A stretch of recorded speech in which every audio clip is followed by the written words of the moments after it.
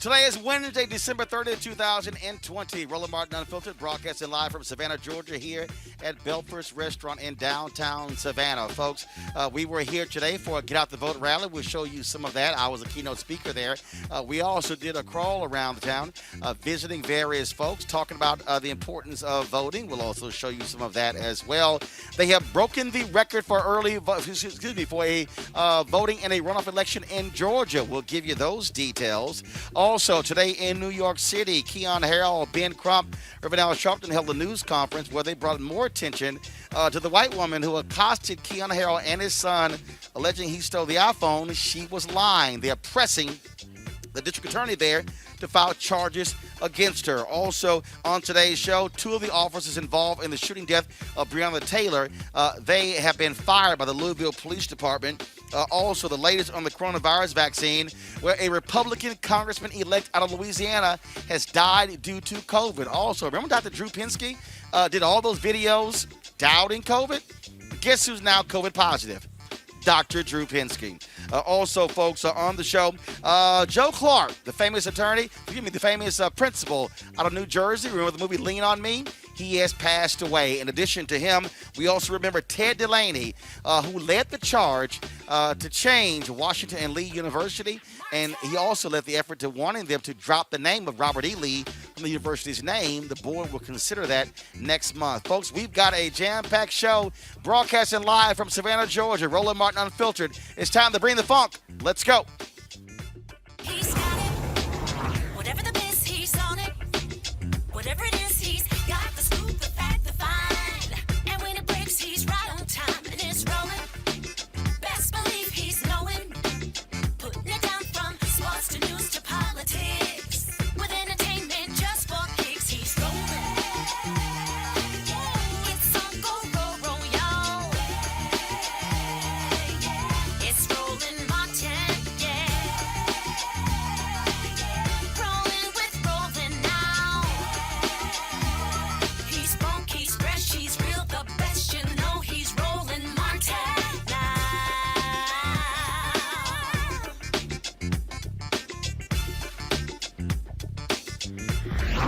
Martin.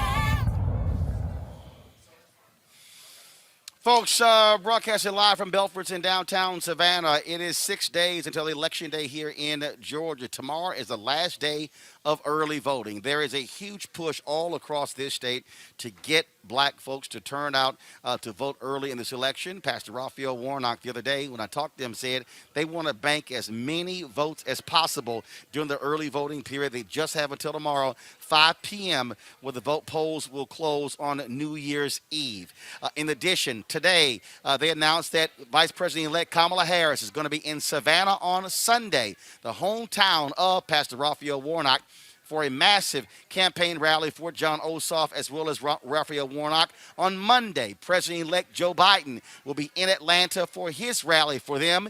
Democrats are using big guns to make the closing argument for John Ossoff and Raphael Warnock to beat incumbent Republican Senators Kelly Loeffler and David Perdue. This is a very tight race. Little polling has been done, and so you really don't have the typical polls explaining to you what is going on. But to understand how significant this already is, Georgia has broken its record for voting in this election. Talk about significant numbers, folks. How many people have been turning out in a big way in this election? And so 2,337,483 Georgians have already voted in this election. The previous record was 2.1 million, which was set in 2008.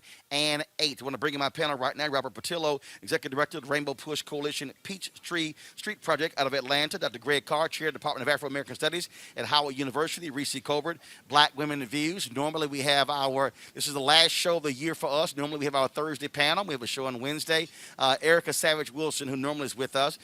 She is in Albany. She said the death in her family is why Erica is not with us today. So certainly condolences go out to Erica. Jessica and her family. I was in Albany yesterday, of course, for a Get Out the Vote rally, and also we spent some time doing our show there as well. Robert, I'll start with you. You're there in Atlanta. Give us a sense of what you're seeing and hearing. I was reading a tweet from Eric Erickson. He said he absolutely believes that Republicans are sitting very well. He thinks Republicans are going to win both of these seats, yet there is significant energy out here in these streets. We have been to Albany and here in Savannah.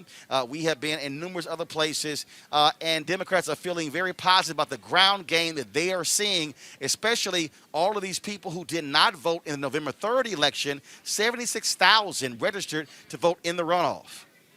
Well, Ron, one of the important things to remember is that in a normal general election in Georgia, you only get about 10% in a runoff. So 5 million people vote, you have about 500,000 people who will show up for a runoff election. We have blasted past that number, and we're close to 40. We'll probably hit 50% at least of what the general election numbers were, which is always better for Democrats.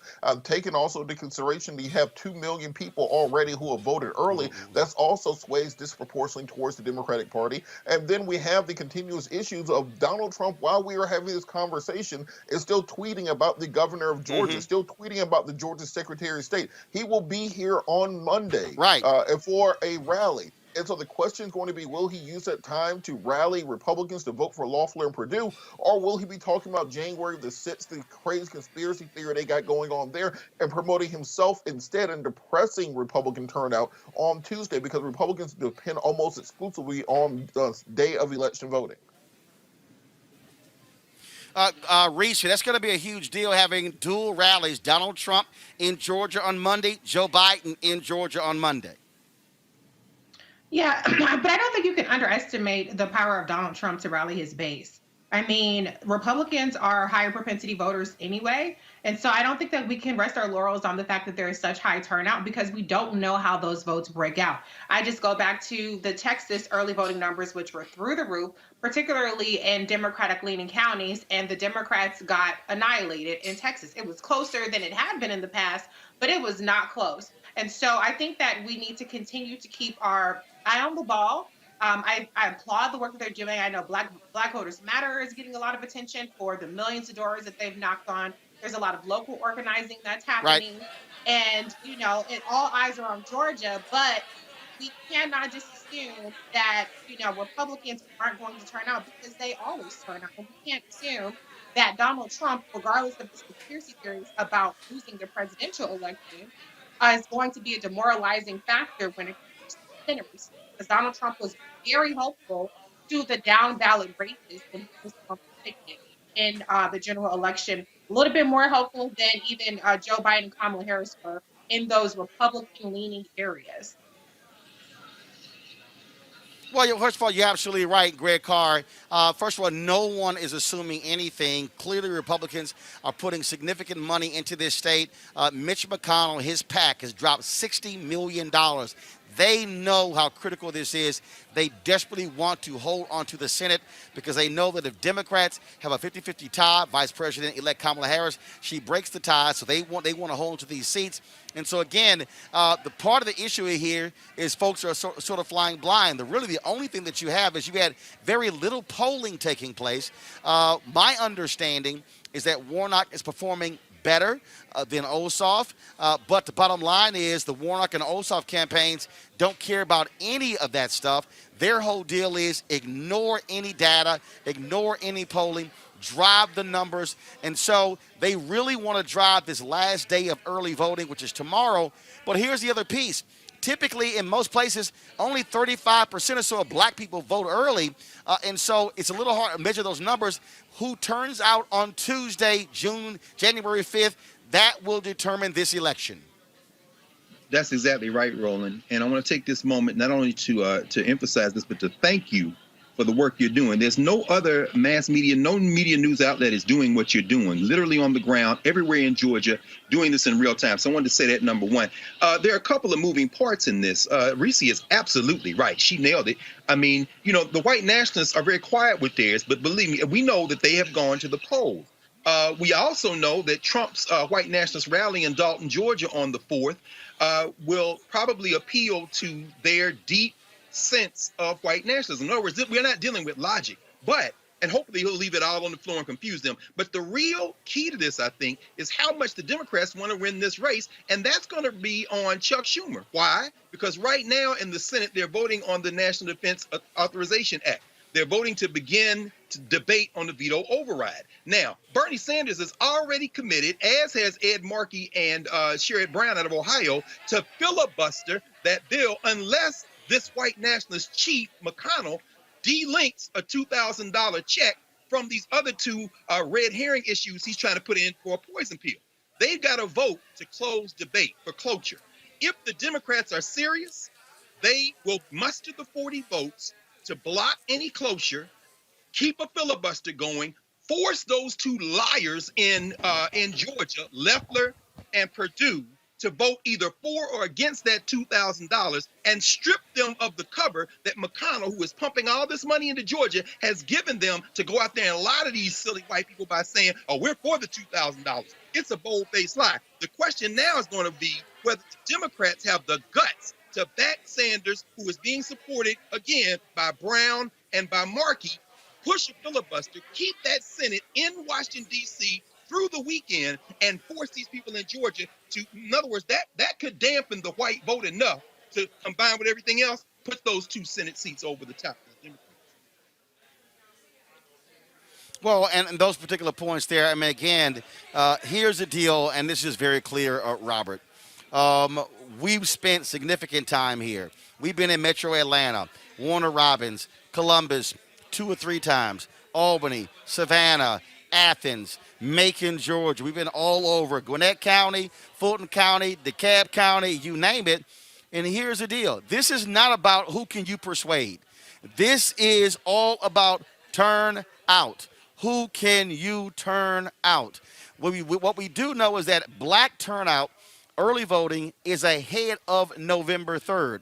That was key. The real question, Robert, what will these white independents do? What will these white moderates do? Are white Democratic voters in Georgia as intensely focused on this issue, on these races, and not just the 2 Senate races, but the Daniel Blackman races, that race as well, the state race, the three runoffs?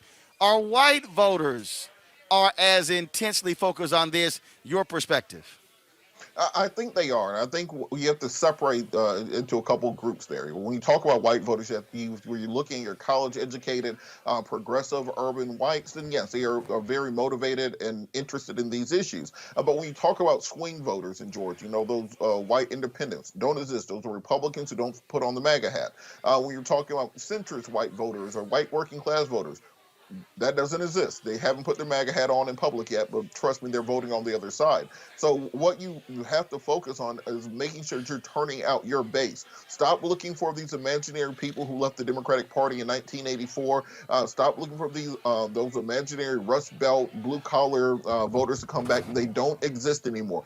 Get over there to English Avenue. Get over there to Bankhead. Get down to Victory Drive in Columbus. Go over to River Street.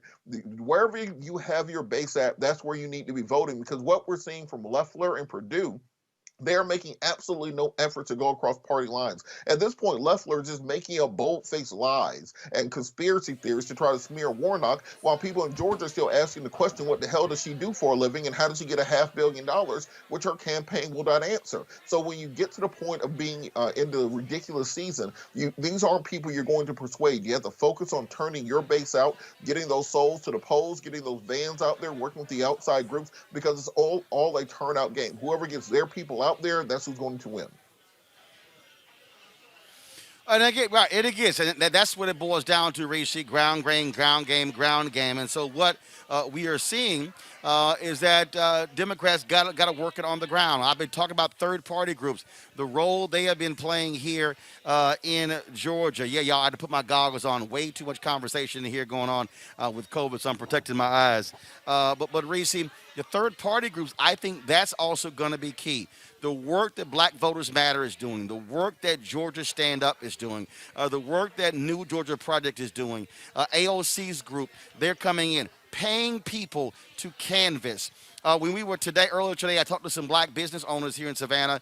One woman said, "I've already voted. I've had 2 folks knocking on my doors." We were in Albany. They said that they've never seen this type of intensity of people knocking on doors as well. Remember, during the general election campaign, the Biden campaign for the longest said, because of COVID, we're not going to do any door knocking. Then all of a sudden people said, damn that, we got to go knock on doors. You got to be able to touch the people in those rural areas.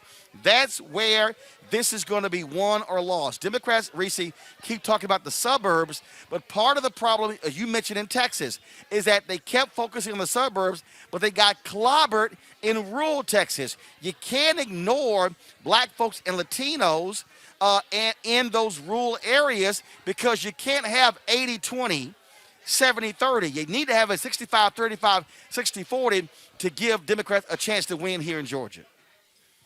Absolutely. And I think that those third-party groups are very key in getting that rural vote, because the Democratic Party just does not have the infrastructure. They haven't invested the infrastructure in those areas. I also, we haven't talked about it yet, aside from you mentioning it, but I do think that the presence of Vice President-elect Kamala Harris and President-elect Joe Biden will also have a galvanizing impact. It definitely shows the level of importance of these 2 seats.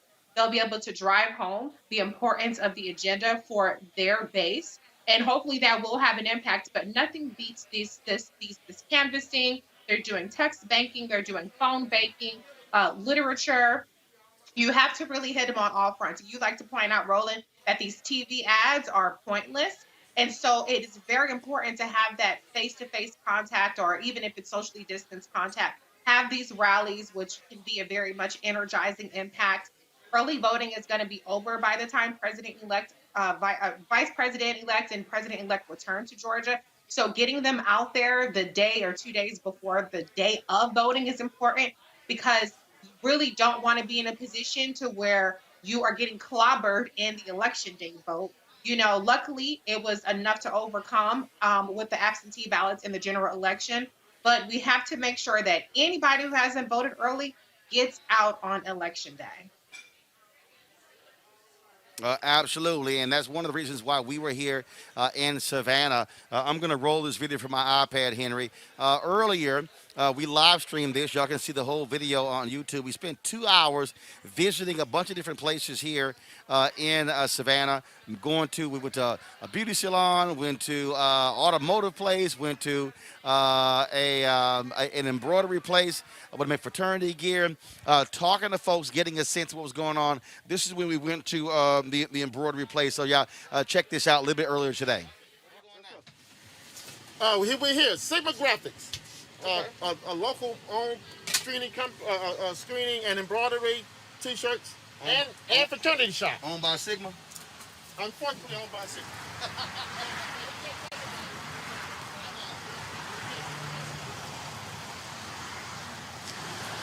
Hey, my brother, how you doing? All right.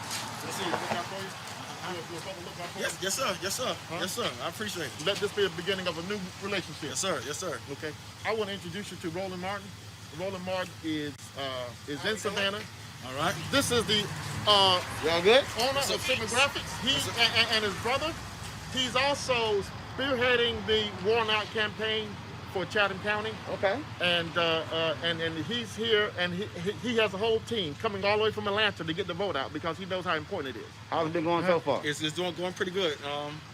Right now, we got people out in the corners waving. We got all kind of events. We got rallies going on this weekend. We had a rally pretty much every weekend so far. So it's looking good. We definitely need to get some more people out. The numbers are a little low down here, so we need to do a little better. But we're working. It's nice to have you here. We appreciate any kind of help we can get down here to get that word out in Savannah. No, absolutely. Glad to be here. I'll tolerate you being a Sigma. I'll tolerate Sigma Graphics, so you got to walk in the Sigma I lane. figured that. It really should be called Alpha Graphics. No. That's a print shop here. They just do business cards. It should be Alpha Graphics. That's what it should be. How you doing? This is Kelly, my business partner. Kelly? Kelly Fletcher, nice to meet All you. right, good to meet you. Absolutely, also, glad to have you. We got I'm the president of the Black Chamber here. Okay. And so we got some of our members here for different businesses here that came out and support. All right. Come on, go ahead. Thank you. Yo, what's happening? Hey. How y'all doing? Y'all good? All right, how's it going? What's happening? What's happening? Little bling bling man. How you doing? How you doing? You all good? All right then. How's it going? All right. All right. How you doing? Sir. Y'all good? Hello, hello. Hi there. All good. All good. So this is most of the board for the Greater Savannah Black Chamber of Commerce. Okay. And just glad to have him. This is my brother right here, owner of the. Oh, not another signal. We all around here. You know. Desmond, signal. That's blue You know, 3 sigmas and 1 alpha is unfair for y'all. We got one cap over here. That's unfair. We don't need no backup. We don't need backup. So how's it looking? What do y'all think this election looking like? Blue. Anybody? Blue. Let's go blue. I think we're going to get it. I think we're going to get it. Uh-huh. I really do. Folks, I mean, so the folks, what your businesses, I mean, what are they saying? First of all, do they know there's a runoff going on? Are they engaged? Oh, yes. Very much so. More than I've ever seen in any runoff around We get here enough ever. calls. Yeah. Really? Yes. Say it again? Text messages, calls, we get enough of them daily. I heard. And there's a lot of knocks on the door already. Really? Yes. Yes. Text messages, phone calls. I even got a text message saying your daughter hasn't voted yet. I'm Knocking like, on yes, the she door. has. Emails. I've gotten them Live in all. the crib, but she ain't vote, huh? Yeah. Okay, I got you. I She got got you. me up. All right then. Well, that's one of the things that you said you got 2 knocks. Yes. Now we've been in Columbus, Macon, Warner Robins, Albany. My goodness, this is our 2nd time or 3rd time here. And one of the things that folks they said they've seen more canvassing than they've ever seen. Yes. Yes. Yeah. And it's a good thing. Huh? I put a sign on my door saying I voted. Leave me alone. Like, man, there's the Jehovah's Witness rolling up. Exactly. Exactly.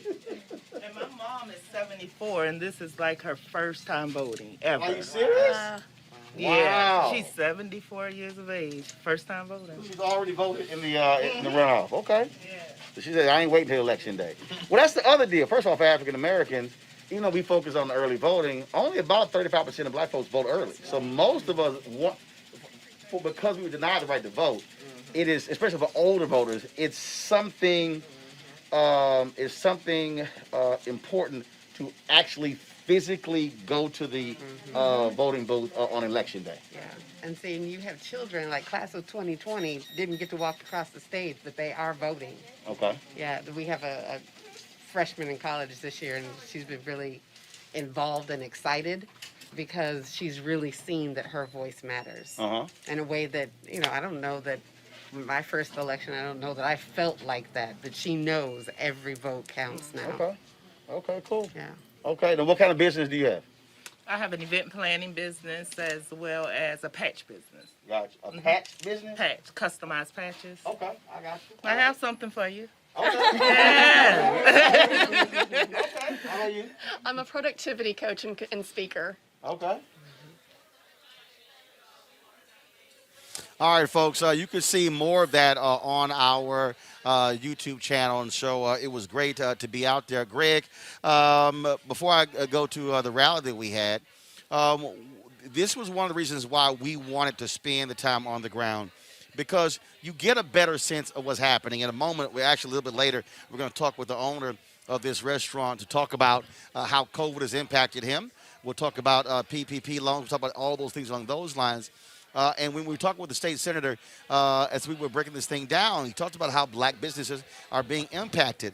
One, this is precisely what black media should be doing, bringing our perspectives on the ground of what's going on, because that's how you really get an understanding. Look, we've traveled all over this state covering John Ossoff and Raphael Warnock. But if you don't talk to the folks, you don't really get an understanding of what they're thinking, what they're feeling. And that's one of the reasons why we want to do today. In fact, that when they did to me, Greg, they had me going to a restaurant for lunch, and then they had me going to seeing the mayor. I'm like, no, we're not doing that. I said, I saw the mayor now last time. He said, Alpha, brother. I said, I appreciate him. I said, no, we're going to hit some stops. And so we hit a black-owned florist here. Like I said, an automotive shop, a black beauty salon. That's what it was all about, to get a sense of these owners, what they are experiencing. And in fact, the state senator, I'm talking to him a little bit later, he's a dentist. He said that normally he sees 25 patients a day. That's now down to 8. because of COVID. He said tourism is the number two economic driver here in Savannah. He said they went from 90% occupancy to 20%. That's the condition of the economy that we're talking about here. And so that's one of the reasons why I wanted to hear directly from them how they're being impacted. Well, Roland, well, first of all, we let that signal pass with Colin. If it was Alpha, it'd be a print shop. We don't let that shade pass because it really speaks to the point you're raising. You are doing something that is really unprecedented in the 21st century. There was a time when Black folk were driven by local community information. Even the Pittsburgh Courier, the Norfolk Journal and Guide, or the Chicago Defender had to cover local news. And so what you have now replicated, what you're pioneering, is going into the places where our people are. And you're not just doing Black folk. Man, when I watched you yesterday with O.J. Simmons from Four Directions, Native Americans in Georgia, talking to them, listening to those concerns, reaching out to them beyond Atlanta, beyond Savannah, beyond the Macon, or beyond Albany. What you're doing is reconnecting to the way that community is built. And the fact that you're doing it, by the way, I saw that mothership you pulled up in, brother. I'm assuming Roland Martin and Phil conscious that that's the more firepower you're waging. That's not MSNBC. That's not C-SPAN. In fact, I haven't watched any of those in well over a month. And when I do sample them on YouTube or something, you realize they are ridiculously inept at talking about things they should be dealing with. So what you are doing, in fact, I'll end with this. When you walked in there and you said, hey, y'all, you heard other people say, hey, that's where our people are, man. So as Reese has said, and as Robert has said, those are the 2 and 3 votes in each of those rural areas that will put it close enough for the back to be broken on election day. But what you're really modeling for us is how Black media, in fact, all media, should be covering stories, not just in this country, but around the world. So much credit to you, brother, and thank you. And Roland, can I say one thing to your point? Yeah, go ahead. Can I say one thing to your point? Because my sister, she's in the Atlanta area. She's a diehard election day voter. I was trying to get her to early vote in the general, and she refused to do it. She voted on election day. She has now voted early. And one of the things she said is, okay, maybe I'll stop getting these text messages. So the outreach is working. They're getting diehard election day voters in there early, and then they can focus on whoever's left to turn those folks out, those lower propensity voters on election day. And Roland, I think one of the things that's important with this last day of early voting, the Republicans have already announced that they are going to be pulling out every trick in the book to try to suppress the vote on election day. The Secretary of State, Brad Raffensperger, people need to understand, just because Trump doesn't like somebody, that doesn't mean that they're our friend now. They're still the same person they were before. It just so happens Trump also doesn't like them now. They've announced that they're going to be cracking down on groups that bring water and coffee to people standing in line on election day, claiming that that's electioneering. They're going to be cracking down on groups that are allowing young people to stand in line for elderly people while they're waiting to vote and then swapping off in order for them to vote. They're going to be cracking down on any other groups that are working in this get out the vote area to make it easier for more people to vote on the election day.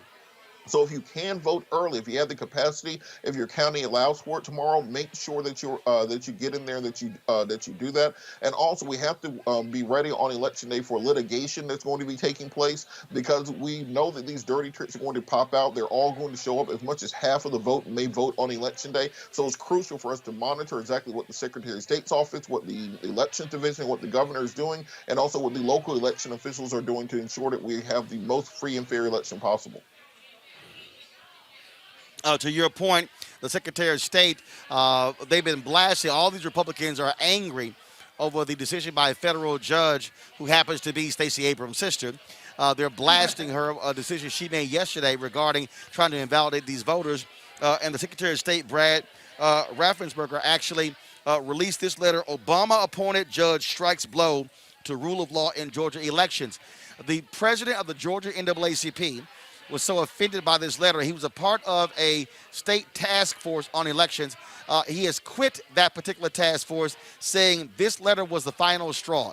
You're absolutely right. Republicans in this state are going to try everything. They don't want to see food trucks. They want people standing in line. They want them thirsty. They want them hungry. That's how they roll. They cannot win without voter suppression. And so you're absolutely right. That was one of the reasons I was invited to Savannah to come here and speak. One of the things that we did was come here and speak at Bethel AME Church. This here is some drone footage that we shot earlier of that particular rally.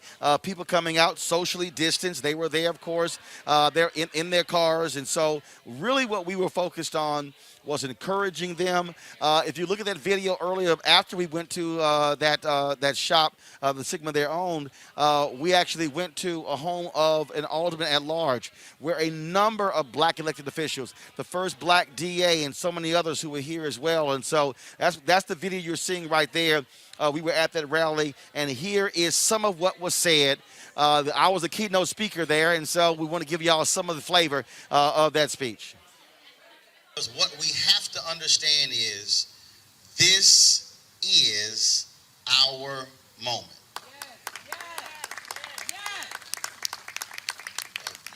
You have been living in a state that for decades has been defined as a red state. See, this is not a elephant or a donkey thing. This is not a red or a blue thing. This is not a D or an R thing. For black folks, it's a right or a wrong thing. But I need the folk today to understand that the election taking place on Tuesday is not about 2021 or 2022. You see, last month I turned 52. I have 9 nieces, 4 nephews.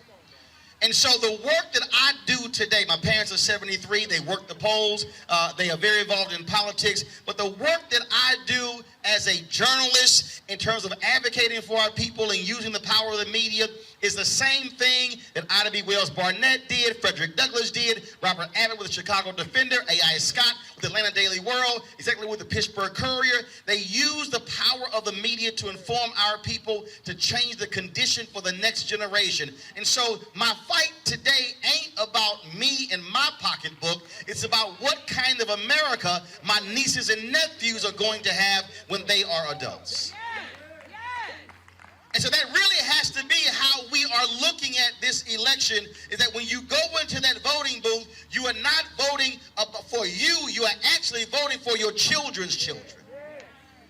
So all of this intensity we have to keep this up after the election.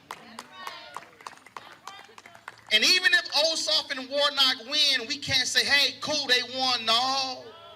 No, because now you got to do what you said you were going to do.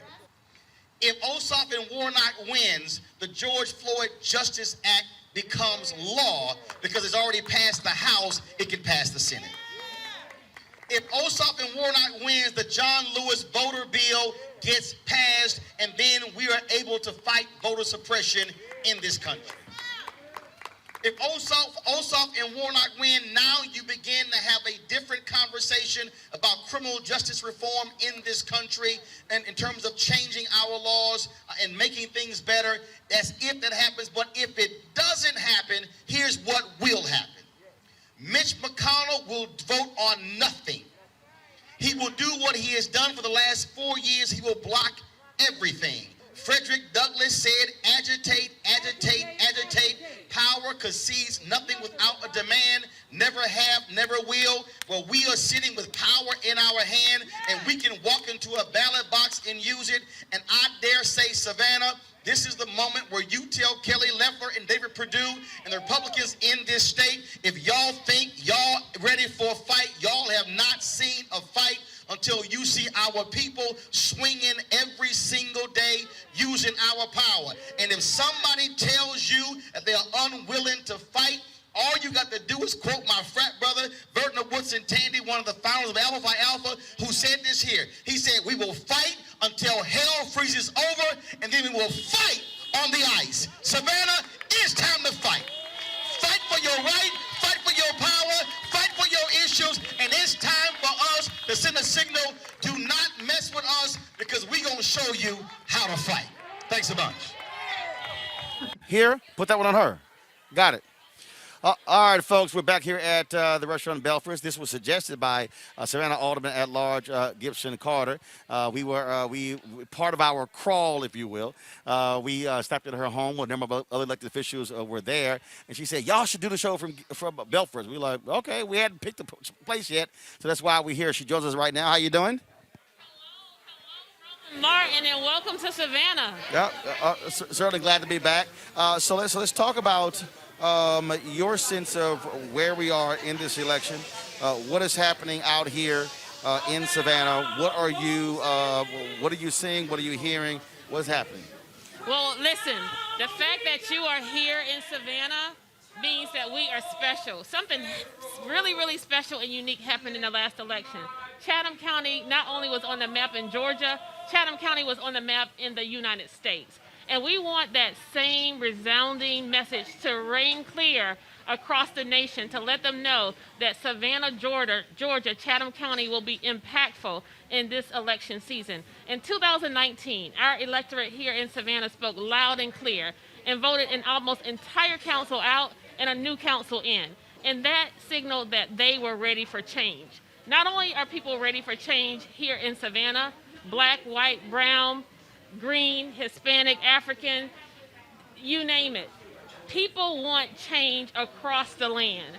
And so we are here to represent that change. We, right now, for the first time in the nation, have a supermajority African-American council comprised of 5 African-American females. And so we can really turn this city around, turn this state around. The city of Savannah generates the most money for Georgia, only second to Atlanta. We have one of the wealthiest ports in the nation, and we boast of being the tourist capital of the South. With all of that wealth and resource, we still make up twice the national average in poverty. And we are here to declare that it is time out, and it is time for a real change. Not status quo, not business as usual, but we have come here to take our city back, not for ourselves, but for our people, those who are among the least, the lost, the left out, and the last.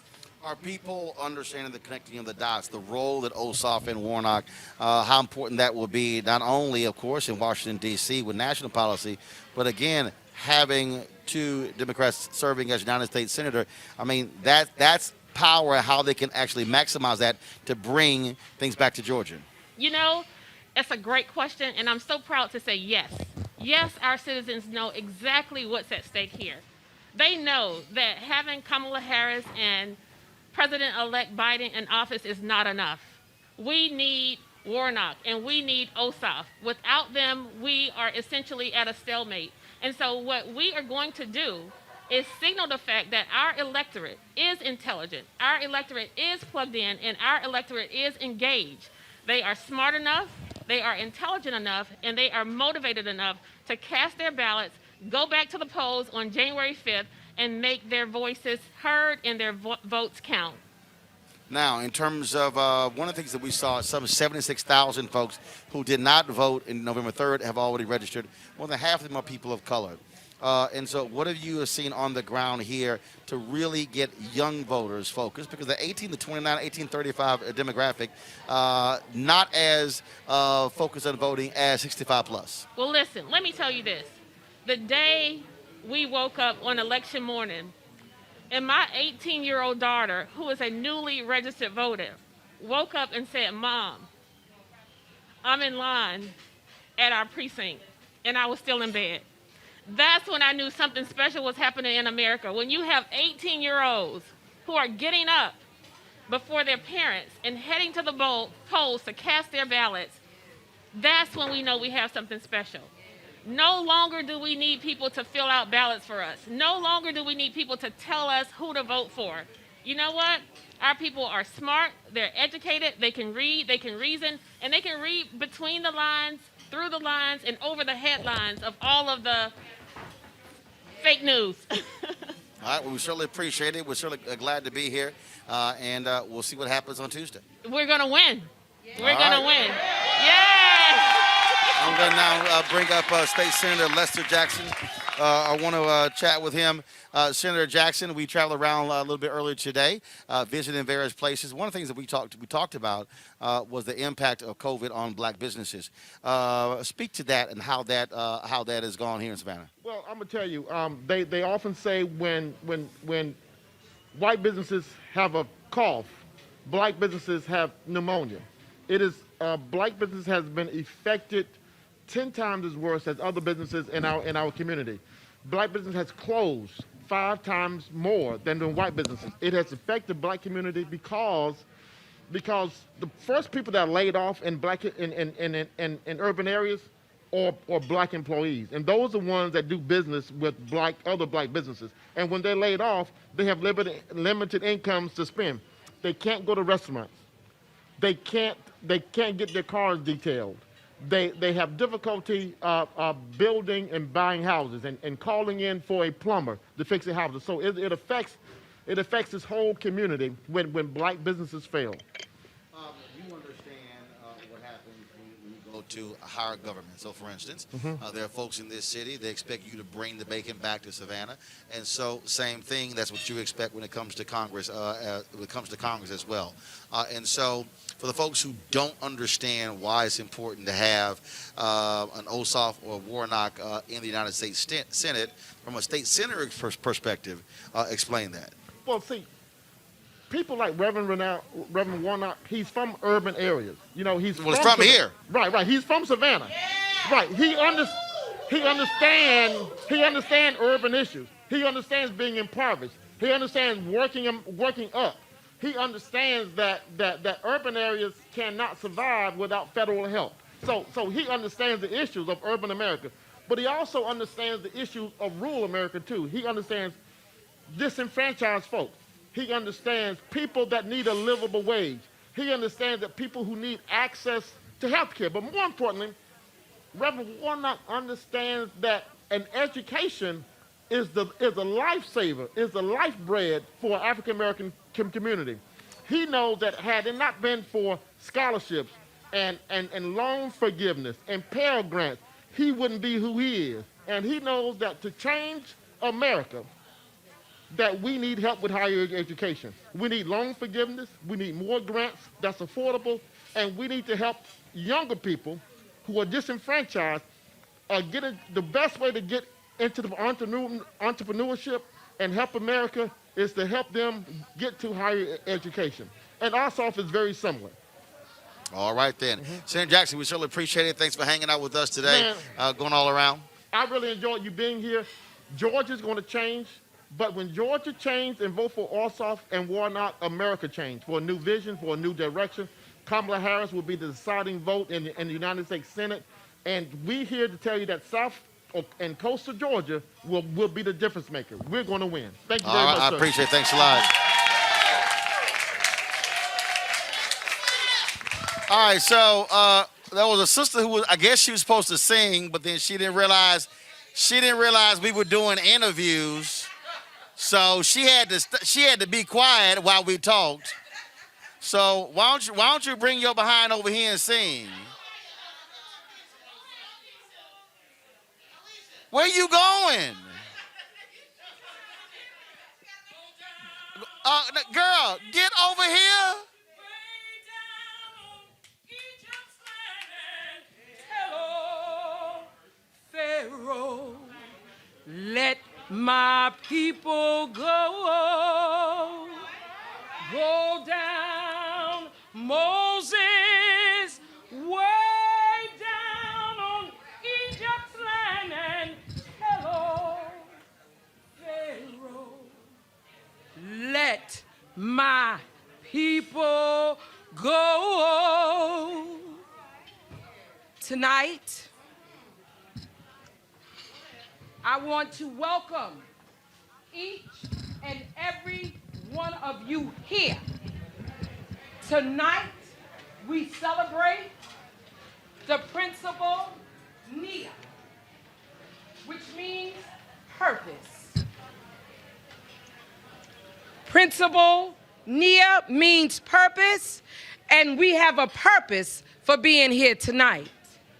I was going to go and do a big old speech and a big history on the building that we're standing in right now, but I don't have to do that because the man that does that all the time is standing right behind me. But first and foremost, I want to give recognition to the individual who decided to put this Kwanzaa crawl together. And that is none other than P1. I got you. Alderwoman Keisha Gibson Carter, my colleague. I also want to say that we have elected officials here. And I would like for each one of our elected officials, I know we have folk that are standing right now. I can't call all of you by name. If I could, I would. But if you just throw your hands up and let everybody know that you're here. And our special guest, the one and only, none other than Mr. Roland Martin. I want to say thank you. Thank you so much for dropping all those jewels and pearls of wisdom today. Because now, because you've come and you've spoken and you've given us the blueprint on what we need to do, we're going to make sure that it happens. All right? So now, oh, Lord, have mercy. Francis Johnson, the one and only Mr. Reverend Dr. Attorney Francis Johnson just walked in. And we have other distinguished dignitaries, our restaurant owners, our artists, and everybody. And who?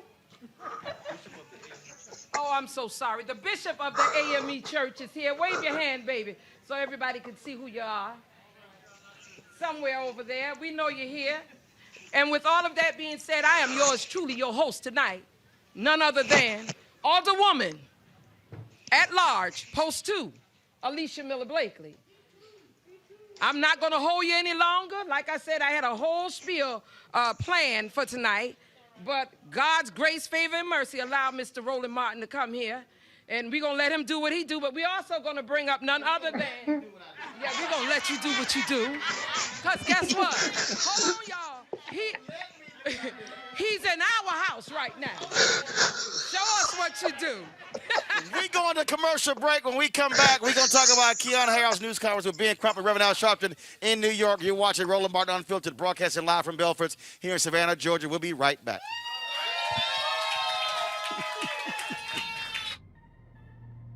If your vote didn't matter, you wouldn't have so many people trying so hard to stop you from voting. There is some value there. But even when you talk about that people are not paying attention to your issues, I can't pay attention to your issues if I don't even know you there. And the only reason people are gonna know you there is when you show up to the polls and vote. That's when that power manifests itself. But as long as you stay home, as long as you're making excuses, then guess what? You will always experience these issues that we're experiencing today. And another thing, don't get caught up in the candidates. Right? There's no such thing as a perfect candidate, but you should be going to vote for the most important person, and that is you and the one you love. You talk about you'll fight for the one you love. You're willing to die for the one you love. You need to ask yourself, are you willing to vote for the one you love? Because if you don't, there's going to be somebody's neck on yours pretty soon.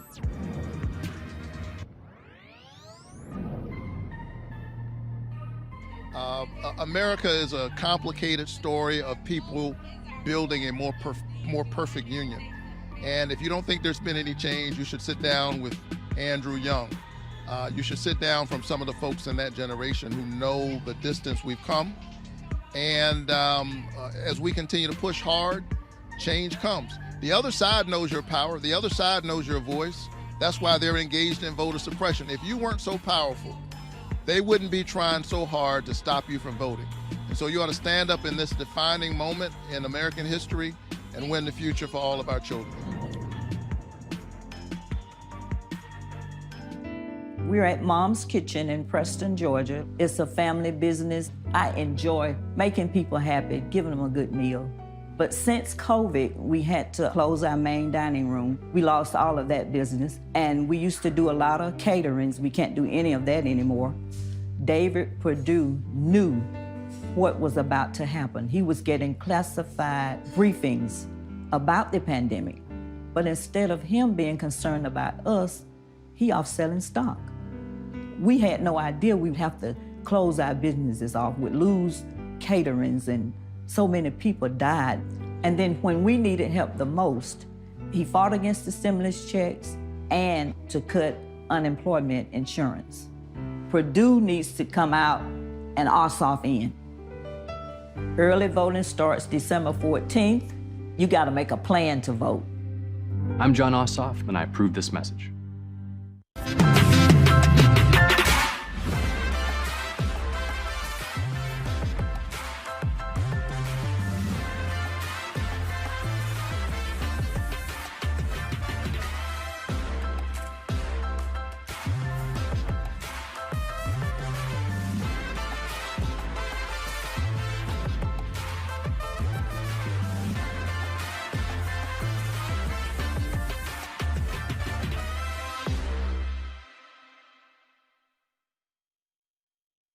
I'm Bill Duke. This is Diala Riddle, and you're watching Roland Martin, Unfiltered. Stay woke.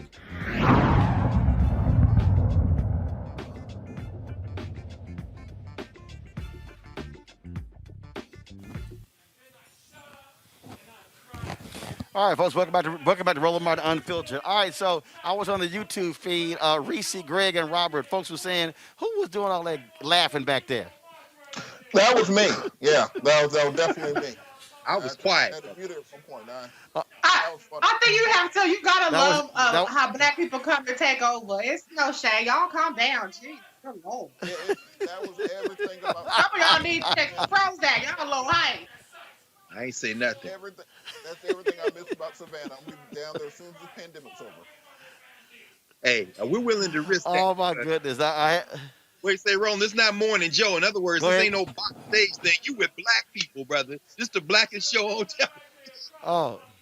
Always. Well, you know this, and of course, that's why, because like it's too many folk up in here too close. So you see, that's why I had to put the goggles on. I don't play that. I got the goggles on, double mask. I even got gloves. And trust me, I put this on every 10 minutes. I'm good. You know, I don't play that. All right, y'all, let's talk about some other news.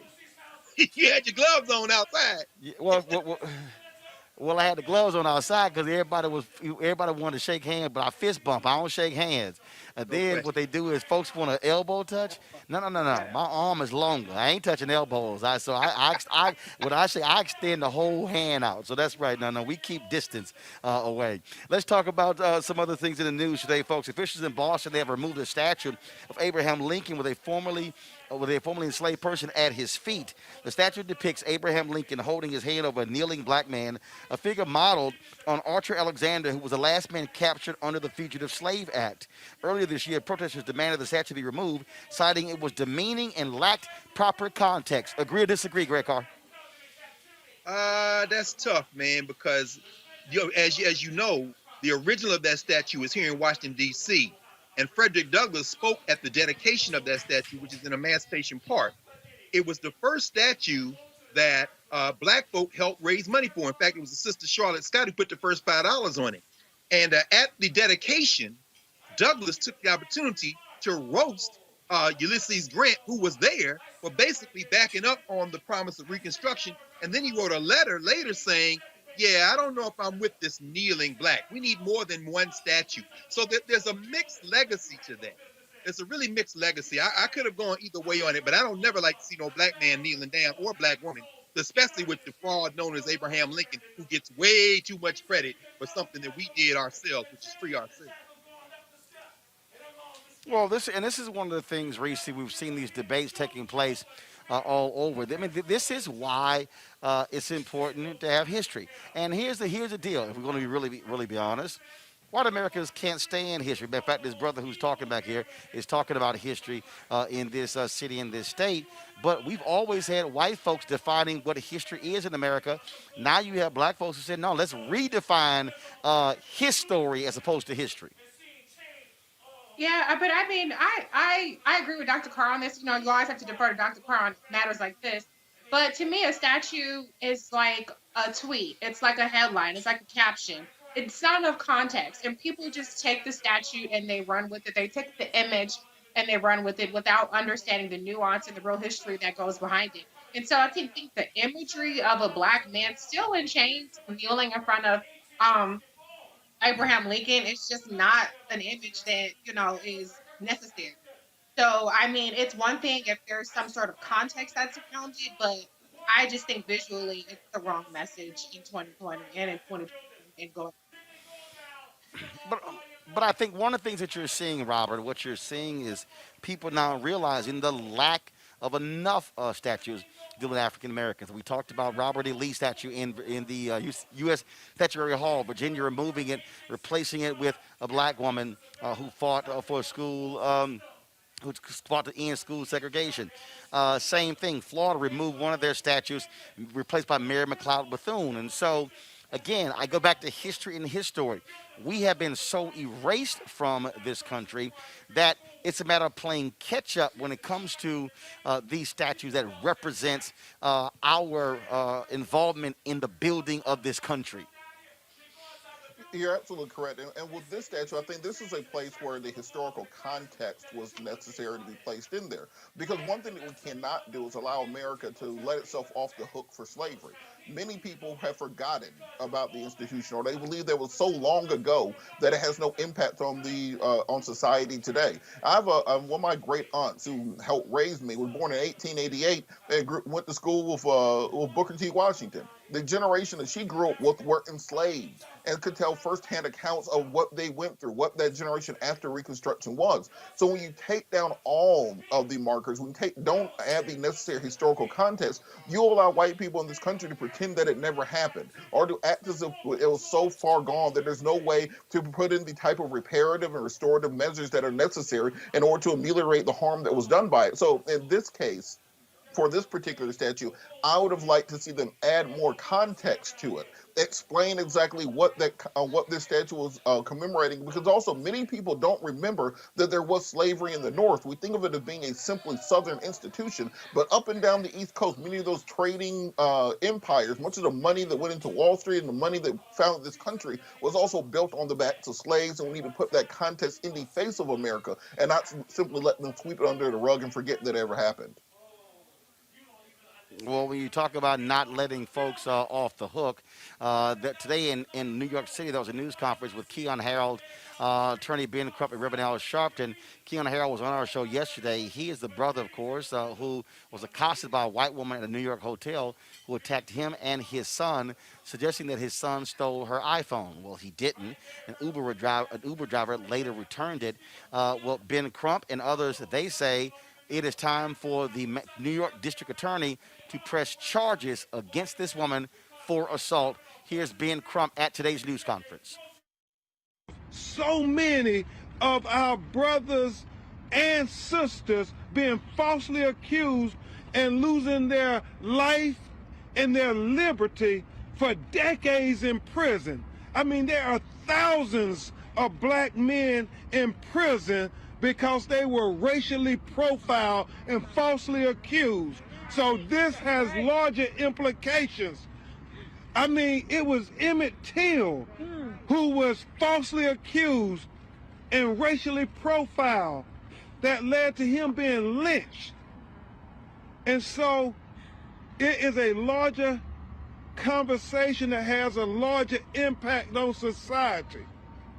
And if we don't hold this person accountable to show that there's not a double standard in America, that we can't have these two justice systems in America, one for black America and one for white America. Because we know without a shadow of a doubt, Reverend Al, if Keon, if the roles would have been reversed and you had a black adult tackle a white teenager and falsely accuse that white teenager of taking the cell phone, we know that he would have been arrested for assault and battery And so we're looking to the NYPD and we're looking to the Manhattan District Attorney to say, are you going to join in the racial profiling, or are you going to do your job and deliver equal justice to send a message not only to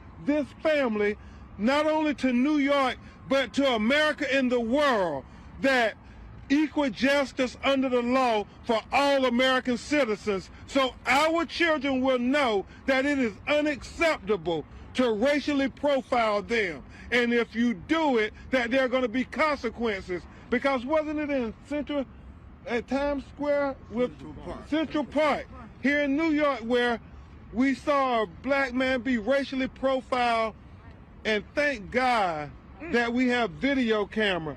Can you imagine what the narrative would have been if Keon Harrell had not videoed the incident on his cell phone? Just ponder that for a second, what the narrative would have been. Because we understand that this person already, Attorney Craig, is trying to allege that she was assaulted by Keon. Now think about that. She is enraged. She's coming at this young man, his son, his cub, who she's never met before in his life, making these wild accusations. I mean, clawing, tackling him. See, you only saw the video that Keon was able to capture on his cell phone. But we know that the hotel surveillance video has it all. Yes. And you see his son being attacked by this woman. You see him being attacked by this woman. They didn't attack her. She attacked them. And all he was doing was trying to protect his cub, as any good parent would have done. And I'm sure you all saw the interview, the only interview that his parents allow him to speak and will allow him to speak, where he said, I don't know what would have happened if my father wasn't there.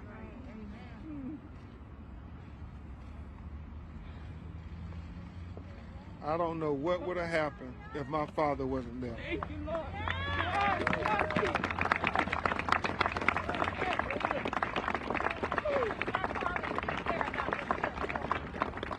And so, it is, I get a little choked up, and I'm sure many people of color get choked up, because so often black men get stereotyped as not being there for our children. Well, thank God we have video documentation that we are here for our children, and that we love our children just as much as anybody else love their children. That's right.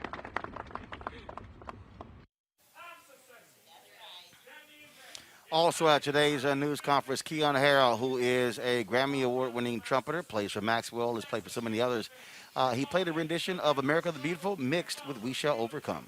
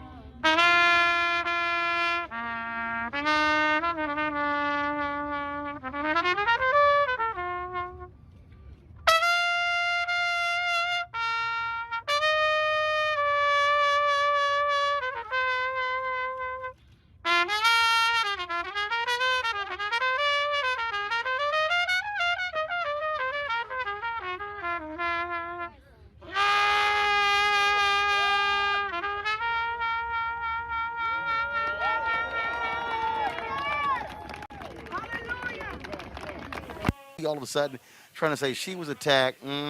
Sorry, white woman. That is not going to fly. Not only do we have Keon's video, you have the hotel video that also shot the whole deal. Yeah, she's going to have to answer to this. Yeah, and I've seen reporting that the district attorney's office is considering charges on a slew of charges, including assault. And so this is the same thing that we've seen historically. I'm actually very happy for a change to see Black people completely unequivocally stand up and demand action, because a lot of times in these cases, what we see is folks get up there and say, I just want an apology, or I forgive you, or whatever else, and play the conciliatory role. No, lock her ass up. Okay, that's what she need to be in jail.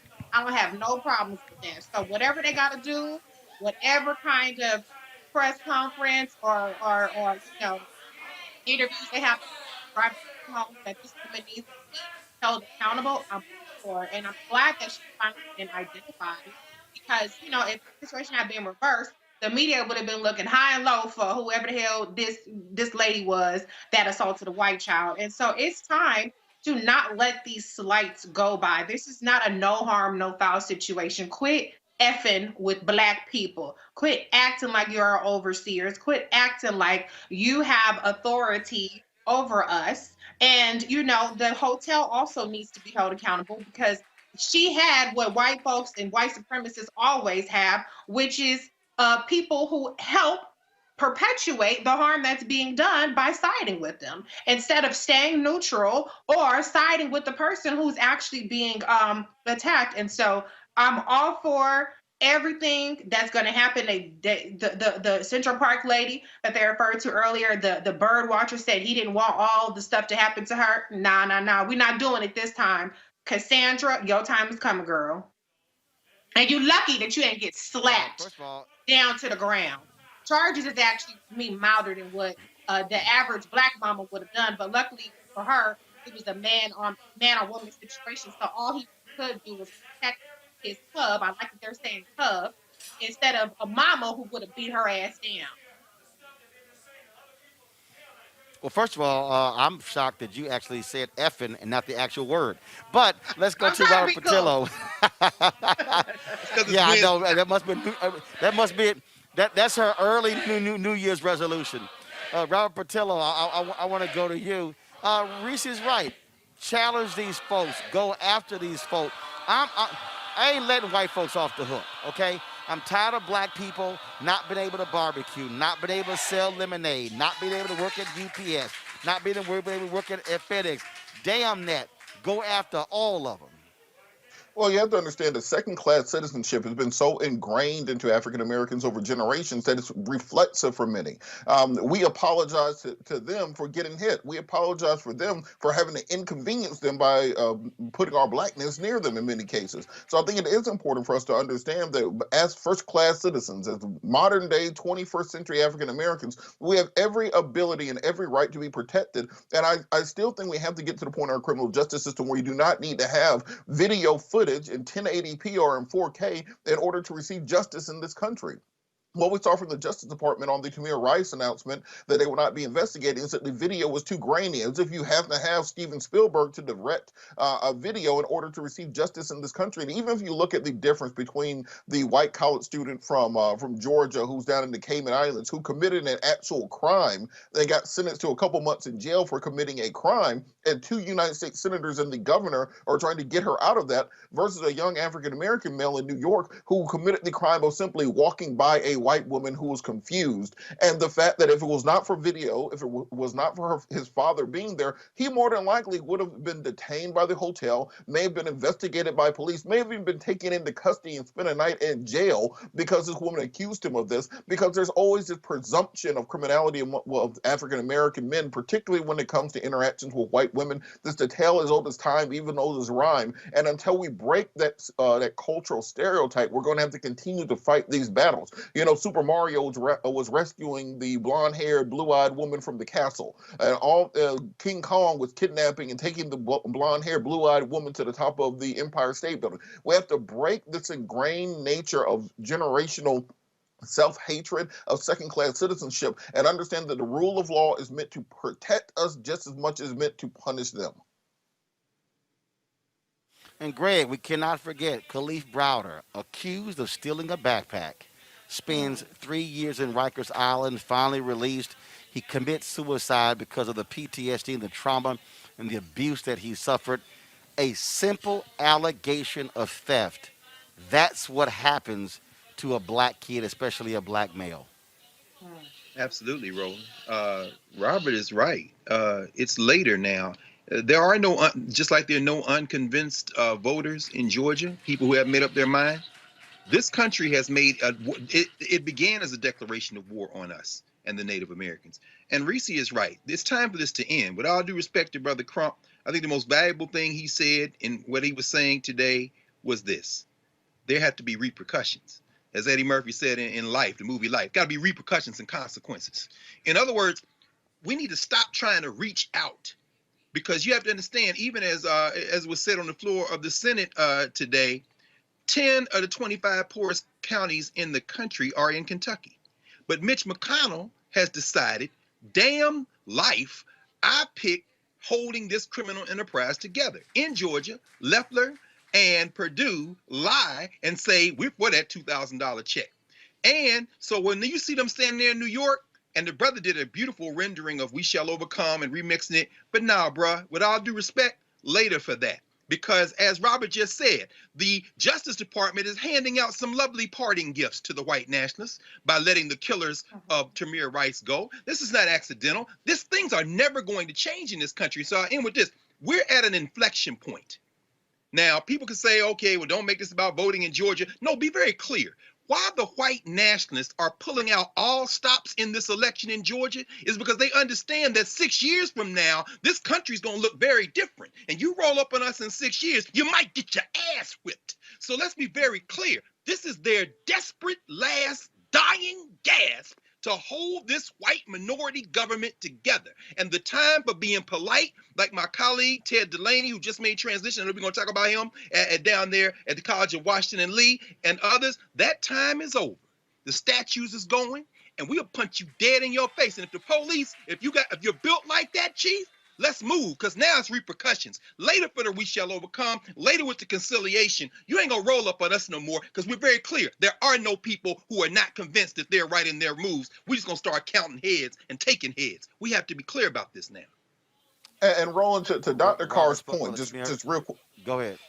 Yeah, just really quick to Dr. Carr's point. Understand the intersection of this in that Georgia race. We looked at that debate that took place between Warnock and Letlow. The reason that Kelly Letlow, who has, I think, a MBA from DePaul University, can call Raphael Warnock, who has a doctorate, radical liberal Warnock, instead of referring to him by name, is because of that same white privilege that allowed this woman to tackle this boy thinking that he had her cell phone. The reason that she can run commercials, $500 million worth, with lie after lie after lie on him, and he has to be walking a little dog and eating pizza with a fork and knife trying to prove how nice he is because of that same over-criminalization of African-American men, that if he had raised his voice and said, well, what is Backed Industries? Where did you get that $182 million from a Chinese billionaire to start your cryptocurrency company? If he had said that, that would have been too aggressive. So you always have to almost submit to her white supremacy over you. You have to submit to your second-class citizenship, because America will always assume that you, as the black man, will be the criminal, and you will always be over-criminalized. Look at that O.J. Simpson Time magazine cover where they darkened you, because they want to make sure you maintain your place. And every time that you say, I don't want to punish them, I want to be nice, I don't want anything bad to happen to them, you are playing into your own psychological second-class citizenship. And until you break free of that, you can never truly be a first-class citizen in this country.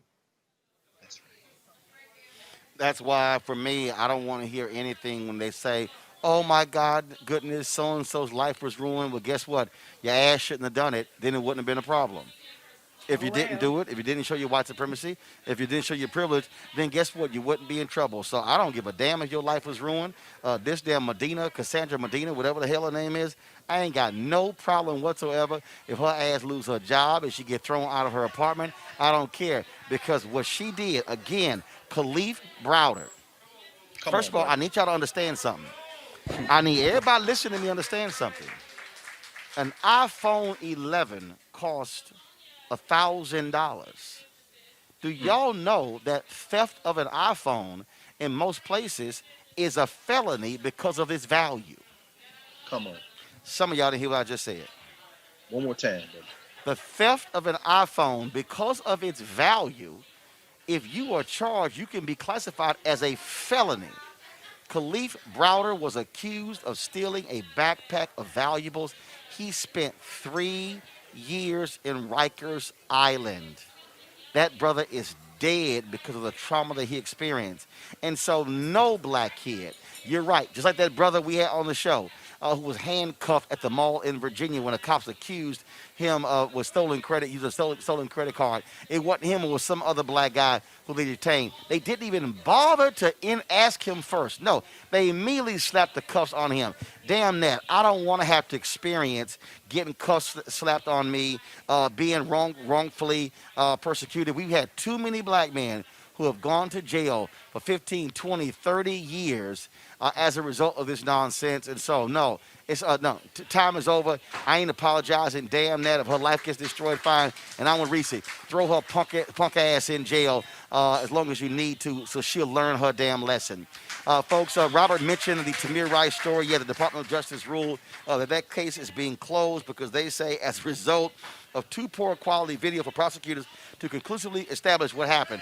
We all know what the hell happened. We saw the video. This ain't that hard. But this is also part of the issue when you talk about a police officer who had issues with another police department getting a job in another police department. That's always been a problem. And speaking of that, in Louisville, they're moving to try to fire 2 of the officers involved in the shooting death of Breonna Taylor. The officer who obtained the no-knock warrant and the officer who fired the fatal bullet that struck Taylor received notice this week that the police department intends to fire them. Detective Joshua James, the officer who obtained the no-knock warrant, wrote in a sworn affidavit submitted to a Jefferson County judge that he said that he had verified through a U.S. Postal Inspector that Taylor's former boyfriend had been receiving packages at her home. However, that was a lie. According to Louisville Police Chief, Detective James received the information from Sergeant Mattingly, who got it from another police officer. So you got hearsay. The police department spokesperson says the 2 officers will have the right to a pre-termination hearing before officially being fired. So basically, Robert, they lied. Absolutely, they lied. I think that it is a disgrace as a nation. The fact that it takes 9 months, a global social justice movement, a racial reckoning to address the issues of African Americans and police brutality in this country, and out of that you get no criminal charges, and you may get an officer or 2 fired a year later, and they will still be able to get jobs in other jurisdictions. There's been no federal legislation in the entirety of 2020, not on George Floyd, not on Breonna Taylor, that has passed and been signed into law, despite 20 cities in this country being set on fires, despite the fact we still have people marching and protesting till this day in the middle of a pandemic on the issue of racial reconciliation. America loves racism so much that it will let this country burn to the ground before addressing it. So yes, it's a good thing for these officers to be fired. But more so, it puts places in stark contrast the fact that we have to have a new Civil Rights Act in America. These police officers and police jurisdictions have had a half century to catch up to and to circumvent the civil rights laws that are on the books. We should not have a place where the presidential administration and the particular attorney general are in charge of determining whether or not you have constitutional rights as an African American in this country, because if you have Jeff Sessions or Bill Barr in office, that means effectively there is no Civil Rights Act in this country, because there will be no enforcement mechanism for them to prosecute it. So we have to find a better way to fix these issues in America. It's far past the time. We are in a country right now where no less than 3 separate billionaires are building their own spaceships to go to Mars. And we still can't figure out how to get a police to stop shooting black folks. We got to do something about it. It has to happen now. Not one of these will wait till we get a Senate majority in 2022, when we get the House back in 2024. First 100 days, it has to be an agenda item. And if not, there has to be hell to pay. That's right. Real simple. Ossoff Warnock doesn't win. If they do win, that George Floyd Justice Act can actually get passed. But Dr. King wrote his book, Why We Can't Wait. Robert's right. Look, we ain't waiting. It has to happen now. Yeah, absolutely. But I mean, I think we cannot understate the fact that there is legislation that's already passed in the House that was actually co-sponsored and led the charge on by the Vice President-elect Senator Kamala Harris. And so, that's something that's a pretty obvious solution. If you get Ossoff and Warnock in there, then you don't have to rely on executive actions. You don't have to rely on the Department of Justice implementing different policies and then training and things of that nature. You can actually make it illegal to do that. One of the reasons why the Department of Justice, which by the way, under Barr is full of shit, but one of the reasons why they weren't charging him is because the standard is so low. The standard is only of what is reasonable. It's not what is necessary. The George Floyd Justice and Policing Act changes the standard. And then when you look at the Breonna Taylor case, that's a case where there's a person, and actually in both cases, in the Tamir Rice and the Breonna Taylor case, both of those cases involved officers who were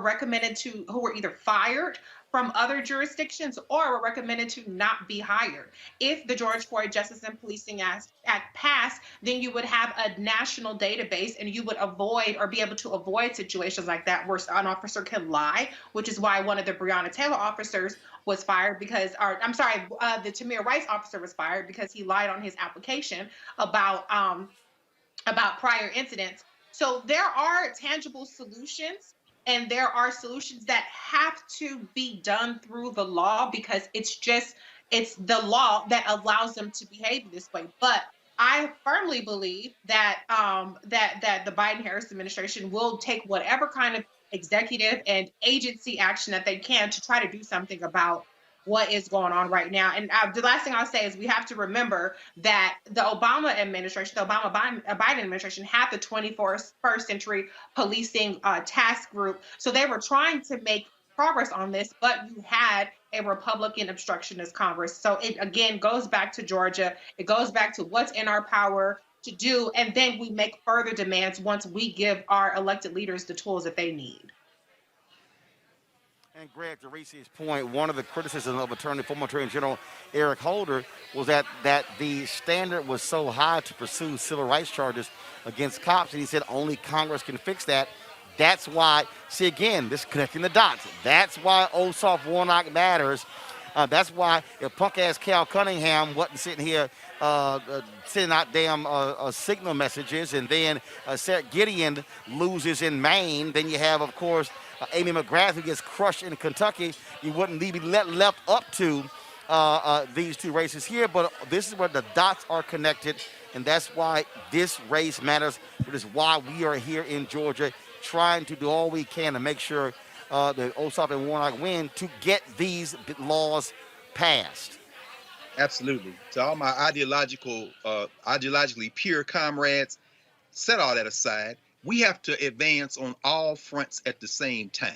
So the Democrats can get all the smoke too. Tamir Rice was executed. He was executed by Timothy Loman and Frank Garmbach in 2014, as you say. That's under the Obama-Biden administration. And yes, the Attorney General could say his hands were tied, but that ain't necessarily true. Now, in 2019, of course, two career Justice Department folks in the Department of Justice were denied permission to use grand jury to use a grand jury to issue subpoenas for testimony in Tamir Rice's case, and they ran out the clock. That is absolutely Bill Barr and Donald Trump, the white nationalists. But as Reese said, what you're looking at in Louisville, Miles Cosgrove, the trigger man that killed Breonna Taylor, and Joshua James, the bogus, got the bogus warrant, those guys are getting moved out of the point because a black woman, Yvette Gentry, came out of retirement. She's the police chief now, and she brought her sister with her, Yolanda Baker, who's her administrative assistant, also came out of retirement. That is because of the political pressure of the people who have been in the streets. You've got to do it all together. So now we're at the point now in Georgia where people got to turn out to vote. So folks who are saying it doesn't matter who's in office, that's a lie. Ask the police chief of Louisville. Ask whoever the attorney general is going to be so that Joe Biden and Kamala Harris might get a second bite at the apple that was slow walked during the Obama administration, which is, by the way, where you got Black Lives Matter born in the streets of Ferguson. You can combine that with voting and political pressure and external pressure, and these killers have to be brought to account. But it isn't a one or other strategy. We must advance it on all fronts, which is why the only thing we should be focusing on between now and January 5th is breaking the back of the white nationalist party in the United States Senate. And Roland, just one thing.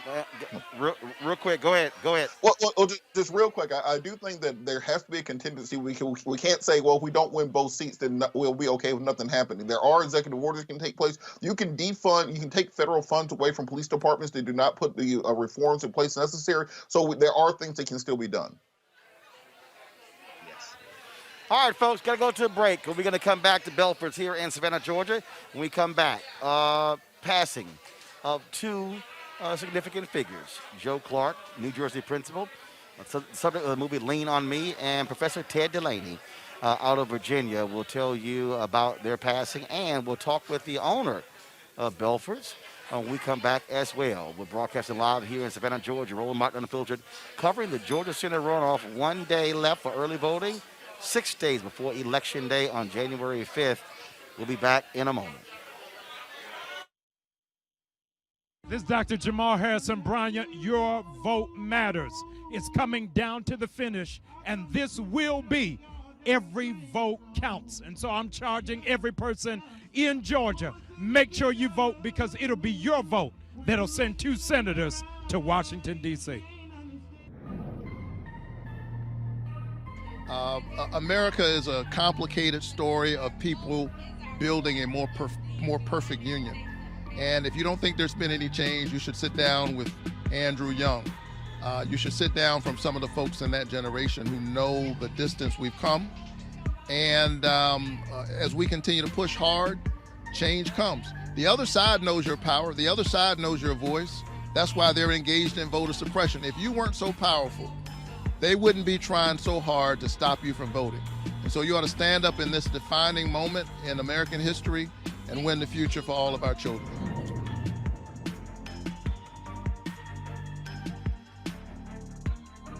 Daring to demand the right to vote for Black Americans. In Selma, Alabama, 55 years ago, John Lewis was nearly killed as he and hundreds marched across this bridge. That movement's courage secured the Civil Rights Act and the Voting Rights Act, but the promise of equal justice in America remains unfulfilled.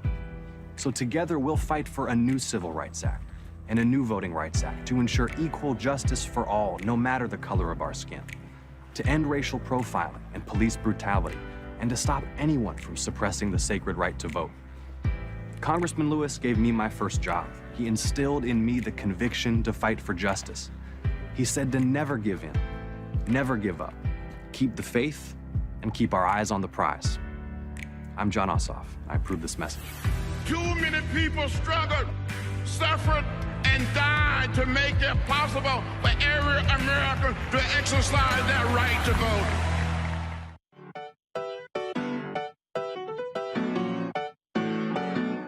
We got power. We're about to get ready to launch our We Got Power tour. Flip and I are going on the blackest bus in America. We're hitting the streets again. We're going to be going through at least 12 states, maybe more. I'm just really excited. Now, it's a little bit different this time because COVID-19, we've got to wear masks, we've got to be socially distanced, but we are very committed that we've got to get in the streets and inspire and encourage our people in ways that are socially distant. Ready to hit the road, ready to see our folks, ready to be socially distant, ready to mask up. On our way to Pennsylvania, we'll be there for 2 days, and then we're headed to Ohio to Cleveland. We're going to be just spreading a lot of love and building a lot of power. The very last day, we're going to be out here on the ground in these streets because our people need us. Can't stop, won't stop. Register to vote. You can even request your online vote by mail ballot by clicking the link or by scanning our QR code with your camera. Vote early. Vote today, because we got power.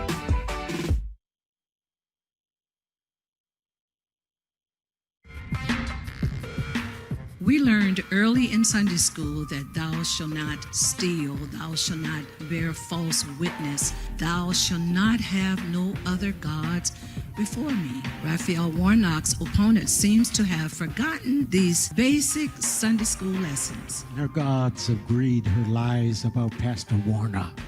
and her shady Wall Street practices are evidence of this. And on January the 5th, let's bear witness that greed, lies, and shady dealings don't represent Georgia.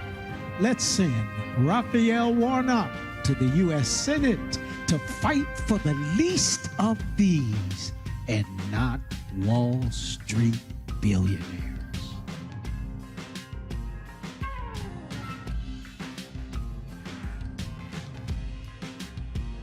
Hey, I'm Amber Stevens-West. Yo, what up, y'all? This is Jay Ellis, and you're watching Roland Martin Unfiltered.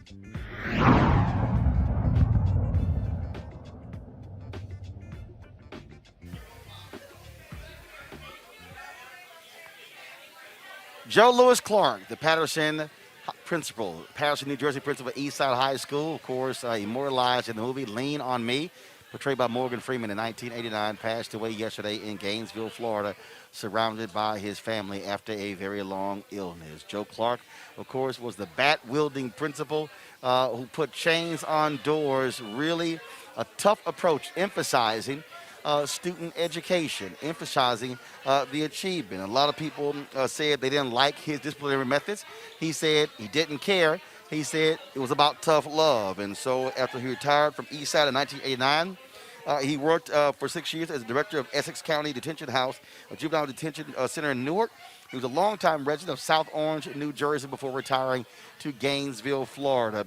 A lot of folks will always remember Joe Louis Clark, Robert, for that bat, for his tough talk.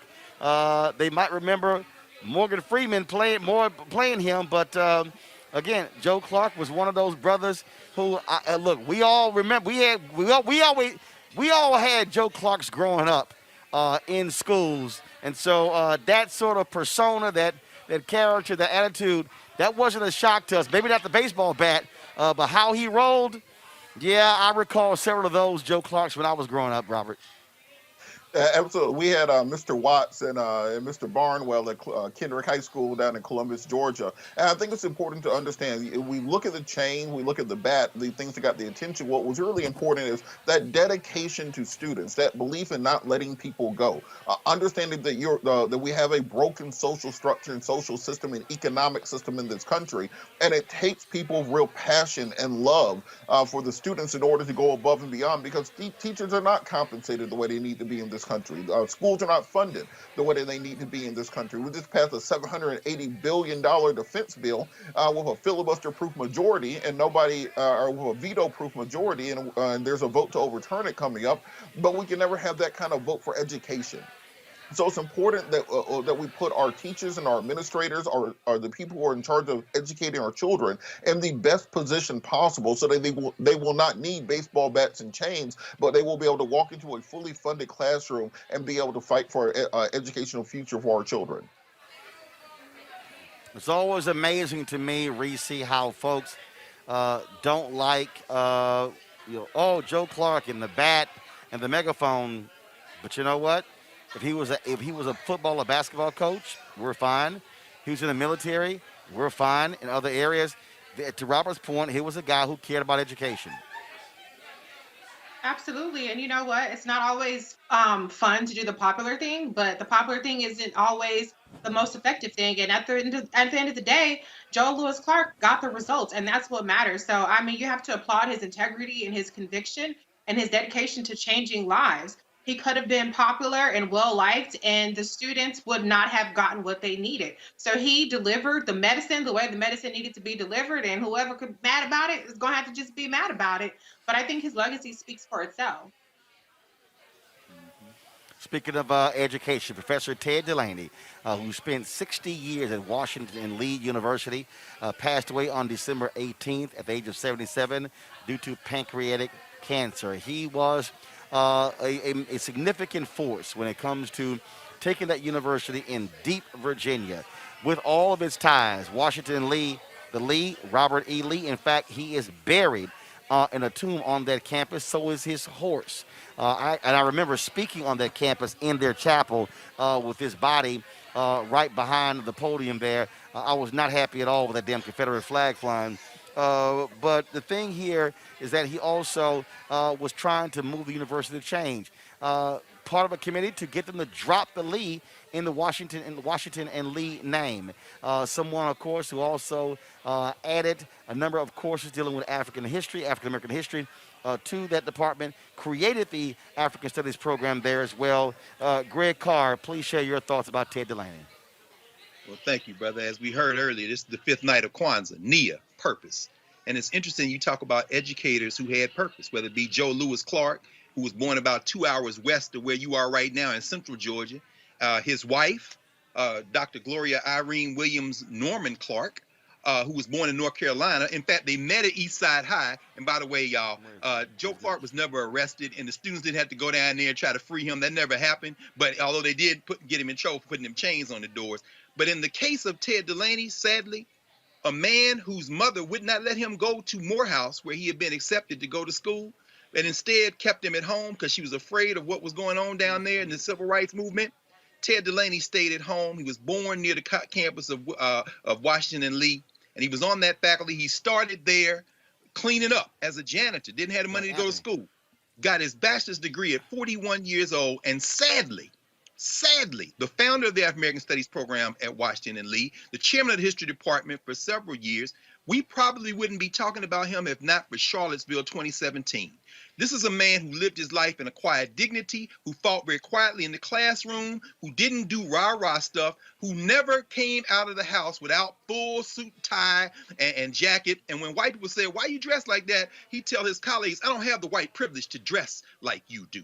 A man who picked his battles, but then advanced. And Roland, it's interesting finally you say this, because in the last year, that brother been promoted to full professor on that campus. He got an honorary doctorate on that campus. He got all these awards because since Charlottesville, and then with the death of Breonna Taylor and Big George Floyd and Ahmaud Arbery, they've been trying to kind of put him out there. He was put on that committee, and if they do not follow the recommendations, and those recommendations are now before the president and the board has pushed back, by the way. You got some of them who love Robert E. Lee. If they don't follow those recommendations, which include retiring that damn marble, the recumbent Lee that you had to speak of in Lee Chapel, getting rid of that, turning that Lee Chapel into a cultural center, because every freshman has to go in there and sign the honor code in Lee Chapel, they will have disrespected the legacy of a quiet warrior, Ted DeLaney, who spent his whole life in that little neighborhood, in that little town, and who fought for the things that we need to be fighting for, even as these white supremacists still fight to uphold the Confederate States of America in the heart of that damn white supremacist institution. Well, certainly prayers go out to the families of Joe Clark and Ted DeLaney. All right, folks, we are here at Belford's in Savannah, Georgia. This is a black-owned restaurant here in downtown Savannah. Kevin McPherson is the founder. He joins us right now. Kevin, how you doing? First of all, the name, where does the name come from, Belford's? The name, Belford's, where does it come from? Belford's is a family. Actually, they had it in the early 1900s, and they ran this as an old warehouse where they sold tobacco products, coffee products as well. And there's an actual picture of the Belford family that was there. Gotcha. Black family. Unfortunately, no, sir. It's not a black family. Okay, I'm just checking. Checking. You see photos, and I'm looking for them, okay? First of all, how long have you been on the restaurant? We've been here now a little over 25 years. Okay, 25 years. Yes, sir. How have you been impacted? First of all, you came out a little bit earlier. You said that, hey, you reached capacity because of COVID. And so how have you been impacted since COVID hit in February?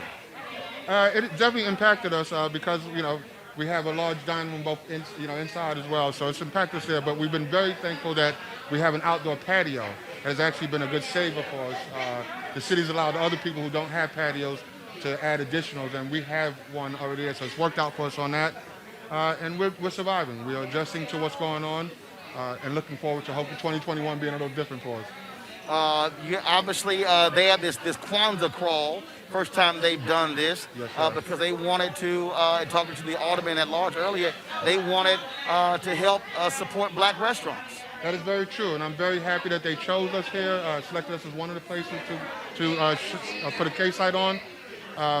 We don't have a lot of black owners in the downtown area, unfortunately, but it is growing, and there is opportunity for others to come in. So one of the things that we also love to hear about, folks, when I was talking to the state senator earlier, he talked about how so much of Savannah depends upon tourism as well. And so, how have you prepared your restaurant for 2021 if we continue on the same path we have been in 2020 due to COVID? Well, it's definitely tough because we don't know what really to look forward with the COVID still going on. Excuse me, with the COVID still going on, it's tough for us to make those decisions. But we're looking at our history, what we've done. We're trying to cut that number in half to say that we probably won't be doing the same sales. We've adjusted our labor as well, our hours of operation, and we caught on to things. So we feel right now that we're doing well, definitely to the tourism business. I would not be surviving if I did not have the tourism business right now. Most popular dish here? By far, my crab cakes. Really? Been on the menu since we started. It is definitely nothing but 100% crab meat in there. And it's what's kept my doors open. And then we also have some wonderful aged steaks as well. Wonderful what? Aged steaks. All of our steaks here are aged. And we do a lot of desserts all in-house. Ice creams and everything like that we do in-house. So what's the most requested dessert? Definitely the bread pudding. White chocolate bread pudding with a whiskey sauce. Hits you right where like Mama used to do. Well, I'm on a food diet. They've been trying to get me to eat all kind of stuff. So I might have to try some of that bread pudding. Of course, my brother makes it, my dad makes it, and so, of course, my grandmother from Louisiana, so she was a catering service, so I'm quite used to that. So we'll try some of that before we get out of here. Kevin McPherson, we certainly appreciate it, man. Thanks a bunch for allowing us to broadcast the show from here. Thank you, Mr. Martin. We appreciate having you here in Savannah and putting a spotlight on what we're doing here. So we thank you for coming, and we wish you all a happy New Year. I appreciate it. Thanks a bunch. You, sir. Thanks, sir. All right, panel. This is our last show for 2020. We are not live tomorrow. We're off tomorrow. We're off on Friday the 1st. This has been an unbelievable, wild, crazy 2020. We've lost significant figures. Kobe Bryant, Reverend, first of all, Congressman John Lewis, Reverend C.T. Vivian, of course, Reverend Joseph Lowry, so many major figures, Chadwick Boseman and others. COVID has impacted us, of course, this election. So, Robert, just give me your perspective on 2020. I think 2020 is the year that America lost its virginity, quite frankly. We've become an adult as a nation. All the ideas and presuppositions that we had about who we were as a people, that's been torn off. And now we realize that there's still 75 million people in this country that voted for a man who allowed 350,000 people to die.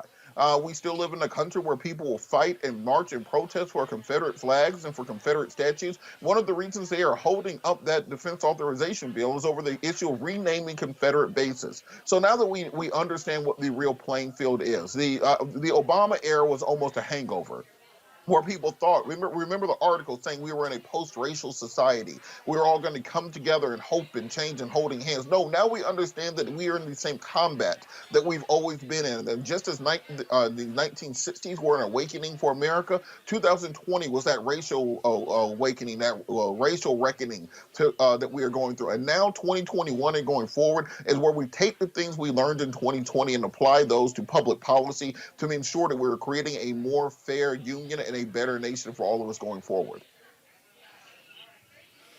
Reese Colbert, 2020. Well, let me start by saying this is my anniversary on Roland Martin Unfiltered, 1 year. So thank you, Roland, for inviting me to be a weekly panelist on your show. But 2020 to me has been like 3 years in one. There have been some incredible highs. You know, for me, obviously, I can't go out with the year without shouting out my girl, VP-elect Kamala Harris. That's a dream come true for me. It's historic. But at the end of the day, there's a lot of reckoning that has happened this year. And to be honest, and I'm sure Dr. Carr is going to say this, the verdict is still out because we've only bought ourselves a little bit of time. How much of that time, I think, still remains to be seen with what happens down in Georgia. It remains to be seen with this vaccination process. We saw that Donald Trump, at this rate, thanks to his incompetence, we're looking at 10 years to get 80% of the American population vaccinated. And so we're really going to need the Biden-Harris administration to come in and completely turn things around. if they're able to completely turn it around or partially turn it around, I think there's still a lot riding on that. And so I do have some optimism for 2021. None of us saw what happened this year in terms of all of the things that we were hit with coming. But I think there is a new day coming. I just don't know how bright it's going to be. But I'm going to celebrate the victories that we did have this year. And Happy New Year, everybody. First of all, we're certainly glad to have you on the show. That's one of the reasons why I created this, to create a platform to give what I call non-traditional voices an opportunity to represent. And so, Reese, we certainly appreciate it. Dr. Greg Carr closes out 2020. Brother, I want to thank you. I want to add my voice to Reese's and to Robertson, all the panelists who have been invited in this space. Thank you, brother. And it wouldn't be a space if it weren't for everybody watching this. You know, and Reese, I know you appreciate this. Vice President-elect Harris did a video the other day talking about the fact she celebrated Kwanzaa as a little girl. A lot of people try to give her smoke for that, but I did the math, and with a lot of people I know, and yes, her mother, Shyamala, was in the Bay Area when the Afro-American Association began celebrating Kwanzaa. So if you read Kamala Harris's memoir, she and her sister, oh yeah, I suspect they were at those Kwanzaas in 1971, 72, 73. And so, you know, Roland, in a moment when we have this space and we've had so many people make transition, Kwame Leo Lillard, who was an elder who marched with C.T. Vivian and John Lewis in Nashville, who gave me my African name at a Kwanzaa almost 30 years ago, made transition, COVID-19. Mark Hill said he lost his sister today. And we know our sister Erica isn't here in part because her sister, somebody in her family made transition. Maybe I would close by using the moment that you created in terms of Roland Martin Unfiltered for the principles of Kwanzaa. Day one is unity. That means black people got to pull together. That's the only reason that we have this space that you've done is because black people have pulled together. Kujichaga leader, self-determination. This ain't CNN, this ain't MSNBC, this is for us, by us, and it's rolling black as hell because of that. Ujima, collective working responsibility. Every $5, $10, $15 people put in is new equipment, is a drone, is a bus with ability to broadcast, it's all of that. And so finally we have Ujima, which is cooperative economics. That's where every unit counts in this work. Today is the day of Nia, or purpose. We've seen nothing but purpose. Our purpose is to win elections. Our purpose is to organize on the ground. Our purpose is to build independent black political party. Our purpose is to be free and liberated. Kuumba, creativity. How more creative can you get than an alderwoman singing and then introducing everybody else, then turning it back over to you, and finally, Imani. That is New Year's Day. That also coincides with what become watch night. You know, you're a church man, of course. Now, shout out, of course, to your wife, minister, on January 31st, on 1862, black folk got on their knees in churches all over the North and in places like Savannah, in places like Atlanta and Augusta. And they prayed in the new year because they got up off their knees on January 1st, 1863, and said, we are now going to make the Emancipation Proclamation stand up by putting it on the end of a gun and blowing away the Confederacy. That's important because there was a man in Georgia named Silas X. Floyd who was out of Augusta, Georgia, who said on January 1st, which was Emancipation Day, that was our big holiday, may God forget my people if we forget this day. On the day of Imani, New Year's Day, January 1st, let us never forget the only reason we can have this conversation is because black folks and others have come together and put the wind under the wings of Roland Martin Unfiltered, which means 2021 is going to be, just like Richard says, so much better than 2020. And we can't be defeated. It's like Robertson, as long as we link arms and move forward collectively. So thank you, brother. Thank you for creating this space for us. Always taking us. My final thoughts. First of all, my final thoughts here, folks. We created this show. September, we launched it September 2018. That was 27 months ago, September 4th, 2018. Because it was about filling a void. It was about the need to have a daily show. The need to have our own platform that spoke to our issues where we're not asking someone else for permission. I posted something on Instagram and Facebook today that sort of explained where we are and how we've gone. The first year, we did 100 million views. People said, oh, that was a fluke. We're going to end 2020 with more than 260 million views across all three platforms. We, of course, quadrupled our revenue in our second year as well. What you also have to understand is that here, our fan base has contributed greatly to what we've been able to do. Our fan base came through to the tune of almost $600,000. I am excited to say that we did hit our 20,000 member goal. We always end our show with our charter list. We have about 3,000 plus people who are monthly members of our fan club on YouTube, and we have more than 3,000, almost 4,000, and 16,000 plus direct who have contributed via Cash App, PayPal, Venmo, and Zelle. Why is that important?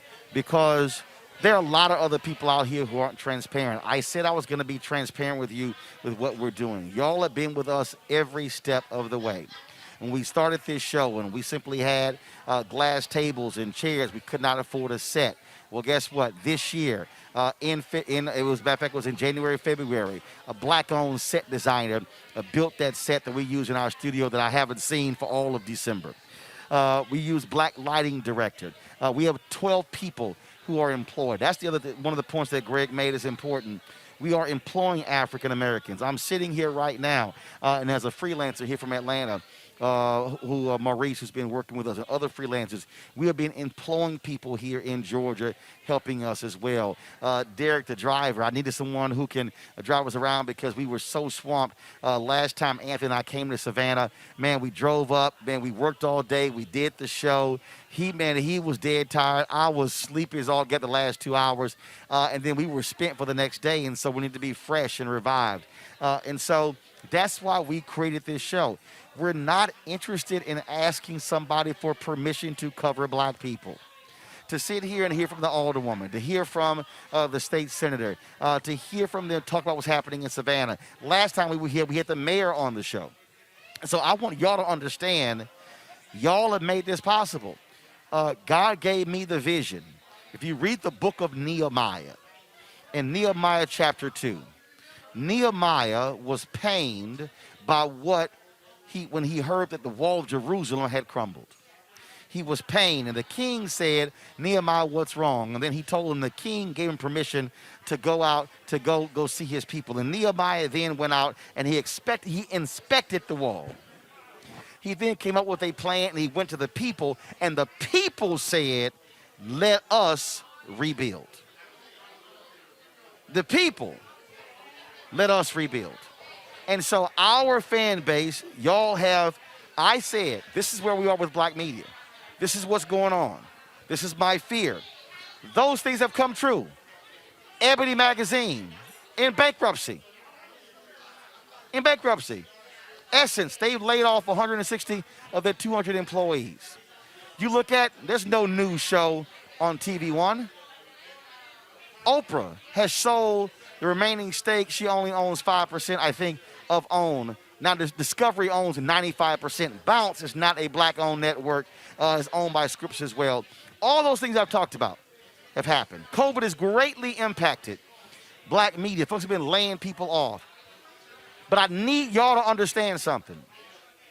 While other media outlets, more than 40,000 journalists, media folks have lost their job in 2020, we have been hiring. I need y'all to listen to me clearly. We've been hiring. Are we the same size as other people? No. But the live streaming equipment that we have is the same equipment they use at NBC, they use at ABC, they use at those networks. When we go out, we're standing next to the same people, live streaming the same events. We're taking the next 2 days off, but we're going to be here Saturday. We're going to be here Saturday. What's going to happen on Saturday is that we're going to be on the road. In fact, I'm going to be with Michael B. Jordan here in Savannah. I'm looking for the flyer right now. We're going to be there. We're going to be out on the road. We're going to be back here in Savannah on Sunday when Vice President-elect Kamala Harris is here. We'll be in Atlanta Monday when Joe Biden is here. We'll be here as well on Tuesday as well. Why am I saying all of this? It is because we have reached a point, folks, where if we do not control our destiny, all we'll be doing is asking somebody else to tell our story, and I, as a black man, simply cannot allow that to happen. This is all about this was all about being done in the tradition of Frederick Douglass, of A.I. Scott. And, Henry, you can go ahead and take my iPad. This is the, I'm going to be in Clayton County with Michael B. Jordan on Saturday at a rally from noon to 4 p.m. at Gerald Matthews Park. You can see that flyer. But I want y'all to understand something, too, what Nehemiah. There were haters who said they could not rebuild the wall. There were haters. I'm not going to name them. But there were haters when we started who would say, oh, look at that. Look how many views they have. Nobody's watching. He's failing. Somebody sent me a tweet today, said, ooh, the new black media says Roland Martin is looking for a job. How in the hell can I be looking for a job when I employ myself? How can I be looking for a job? How can I be looking for a job when I'm actually looking to hire other people? We are creating something here that is in the line of what John H. Johnson did, A.I. Scott, Robert Abbott, and so many other African-Americans, Claude Burnett and others, and that is, as Greg said, for us, by us. You watching, you sharing makes all of this possible. Y'all have been seeing me tweet about what I call the Ro-Ro Mobile. COVID has had an impact with the gear, travel.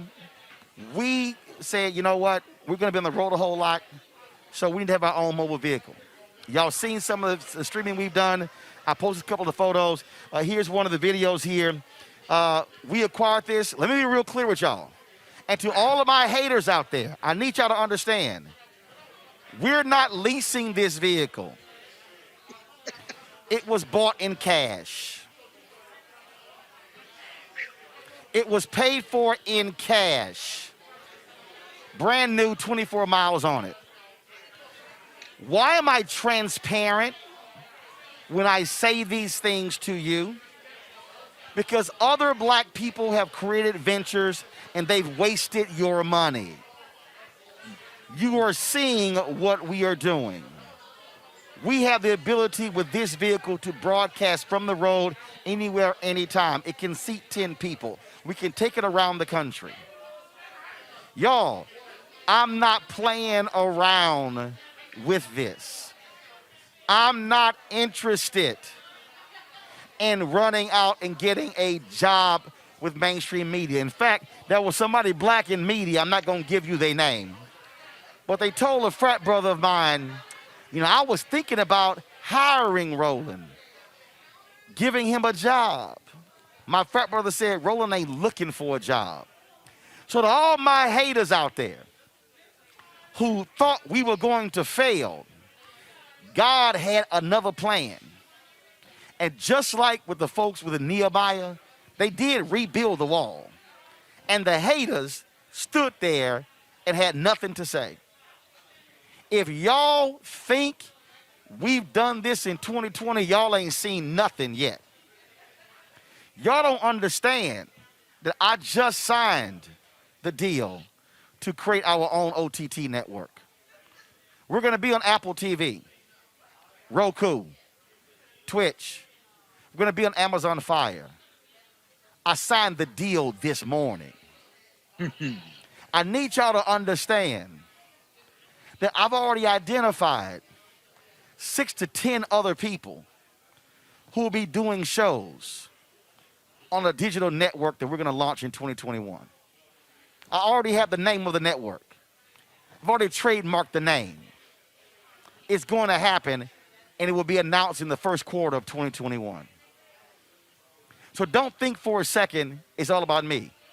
One of the reasons I was late with today's show is because a major venture capitalist was sending me a text inquiring about our business plan.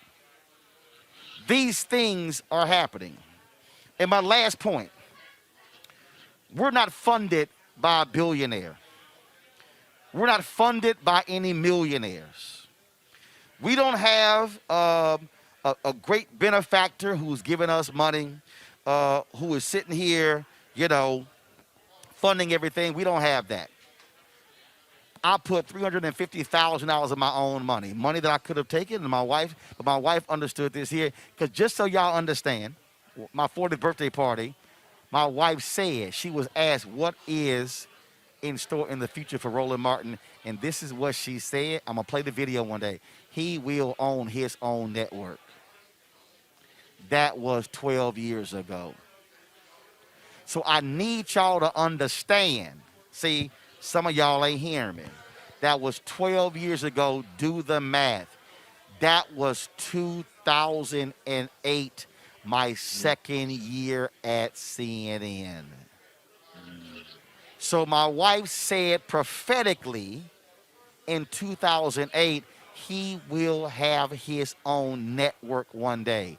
I was year 2 at CNN. I was year 3 at TV1. I was first year at Tom Joyner.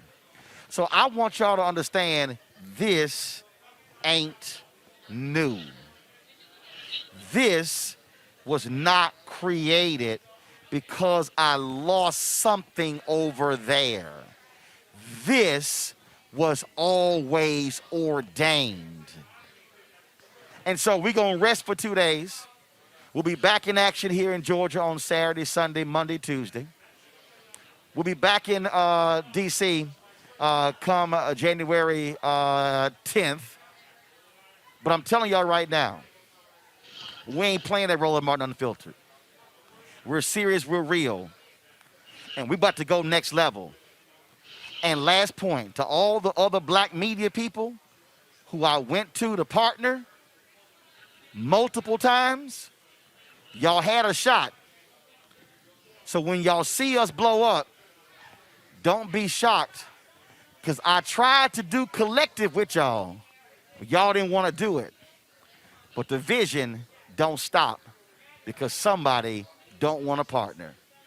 Folks, y'all have an absolutely safe New Year's Eve, New Year's Day. My prayers are with all of you. Those of you who watch night service, we will see you in 2021. And as always, we always end the show in Friday with our followers. All of you, y'all made this possible, and we're celebrating you. And if you don't see your name on the list, send me an email. We'll get it done. This is our Bring the Funk fan club. Robert, Greg, Reese, I appreciate it. To all of our panelists, thanks for making 2020 great. To our staff as well. Here with me in Georgia, I've got Anthony. I've got Maurice, who's a freelancer. There in the studio, Henry is directing. We've got, okay, who's on audio? Steve or Tim? Tim's on audio. Then we got Ashley. Then we got Steve. We got Steve Ames. We got Ashley. We got Chris. We got Chelsea. We got Jackie booking Atlantis. We've got Toy. We've got Tanya. We've got my man Keenan. Those are all the folks. We got also other audio. Steve Murphy. And who am I leaving out? Who am I leaving out, Henry? I'm leaving out one. I'm leaving out somebody. Tim. I'm sorry. And so those are the folks, they're the folks who are behind the scenes who make it possible for y'all to see the show that y'all see. Thank you so very much, y'all. If y'all want to support what we do, you can join right there on YouTube. I see some of y'all who are already joining. I appreciate that. Farrah Roberson, I appreciate that. Let's see here. Daniel Was. Y'all can give right there to us on YouTube. Support us at Cash App, $RM Unfiltered. Venmo.com/RM Unfiltered. PayPal.me/R Martin Unfiltered. Zelle is Roland at RolandSMartin.com. Of course, you can support us via money order sent to New Vision Media, NU Vision Media Inc., 1625 K Street Northwest, Suite 400, Washington, D.C., 2006. Join our Bring the Funk fan club. We're asking average $50 from each person, $4.19 for the year. $4.19 a month, 13 cents a day.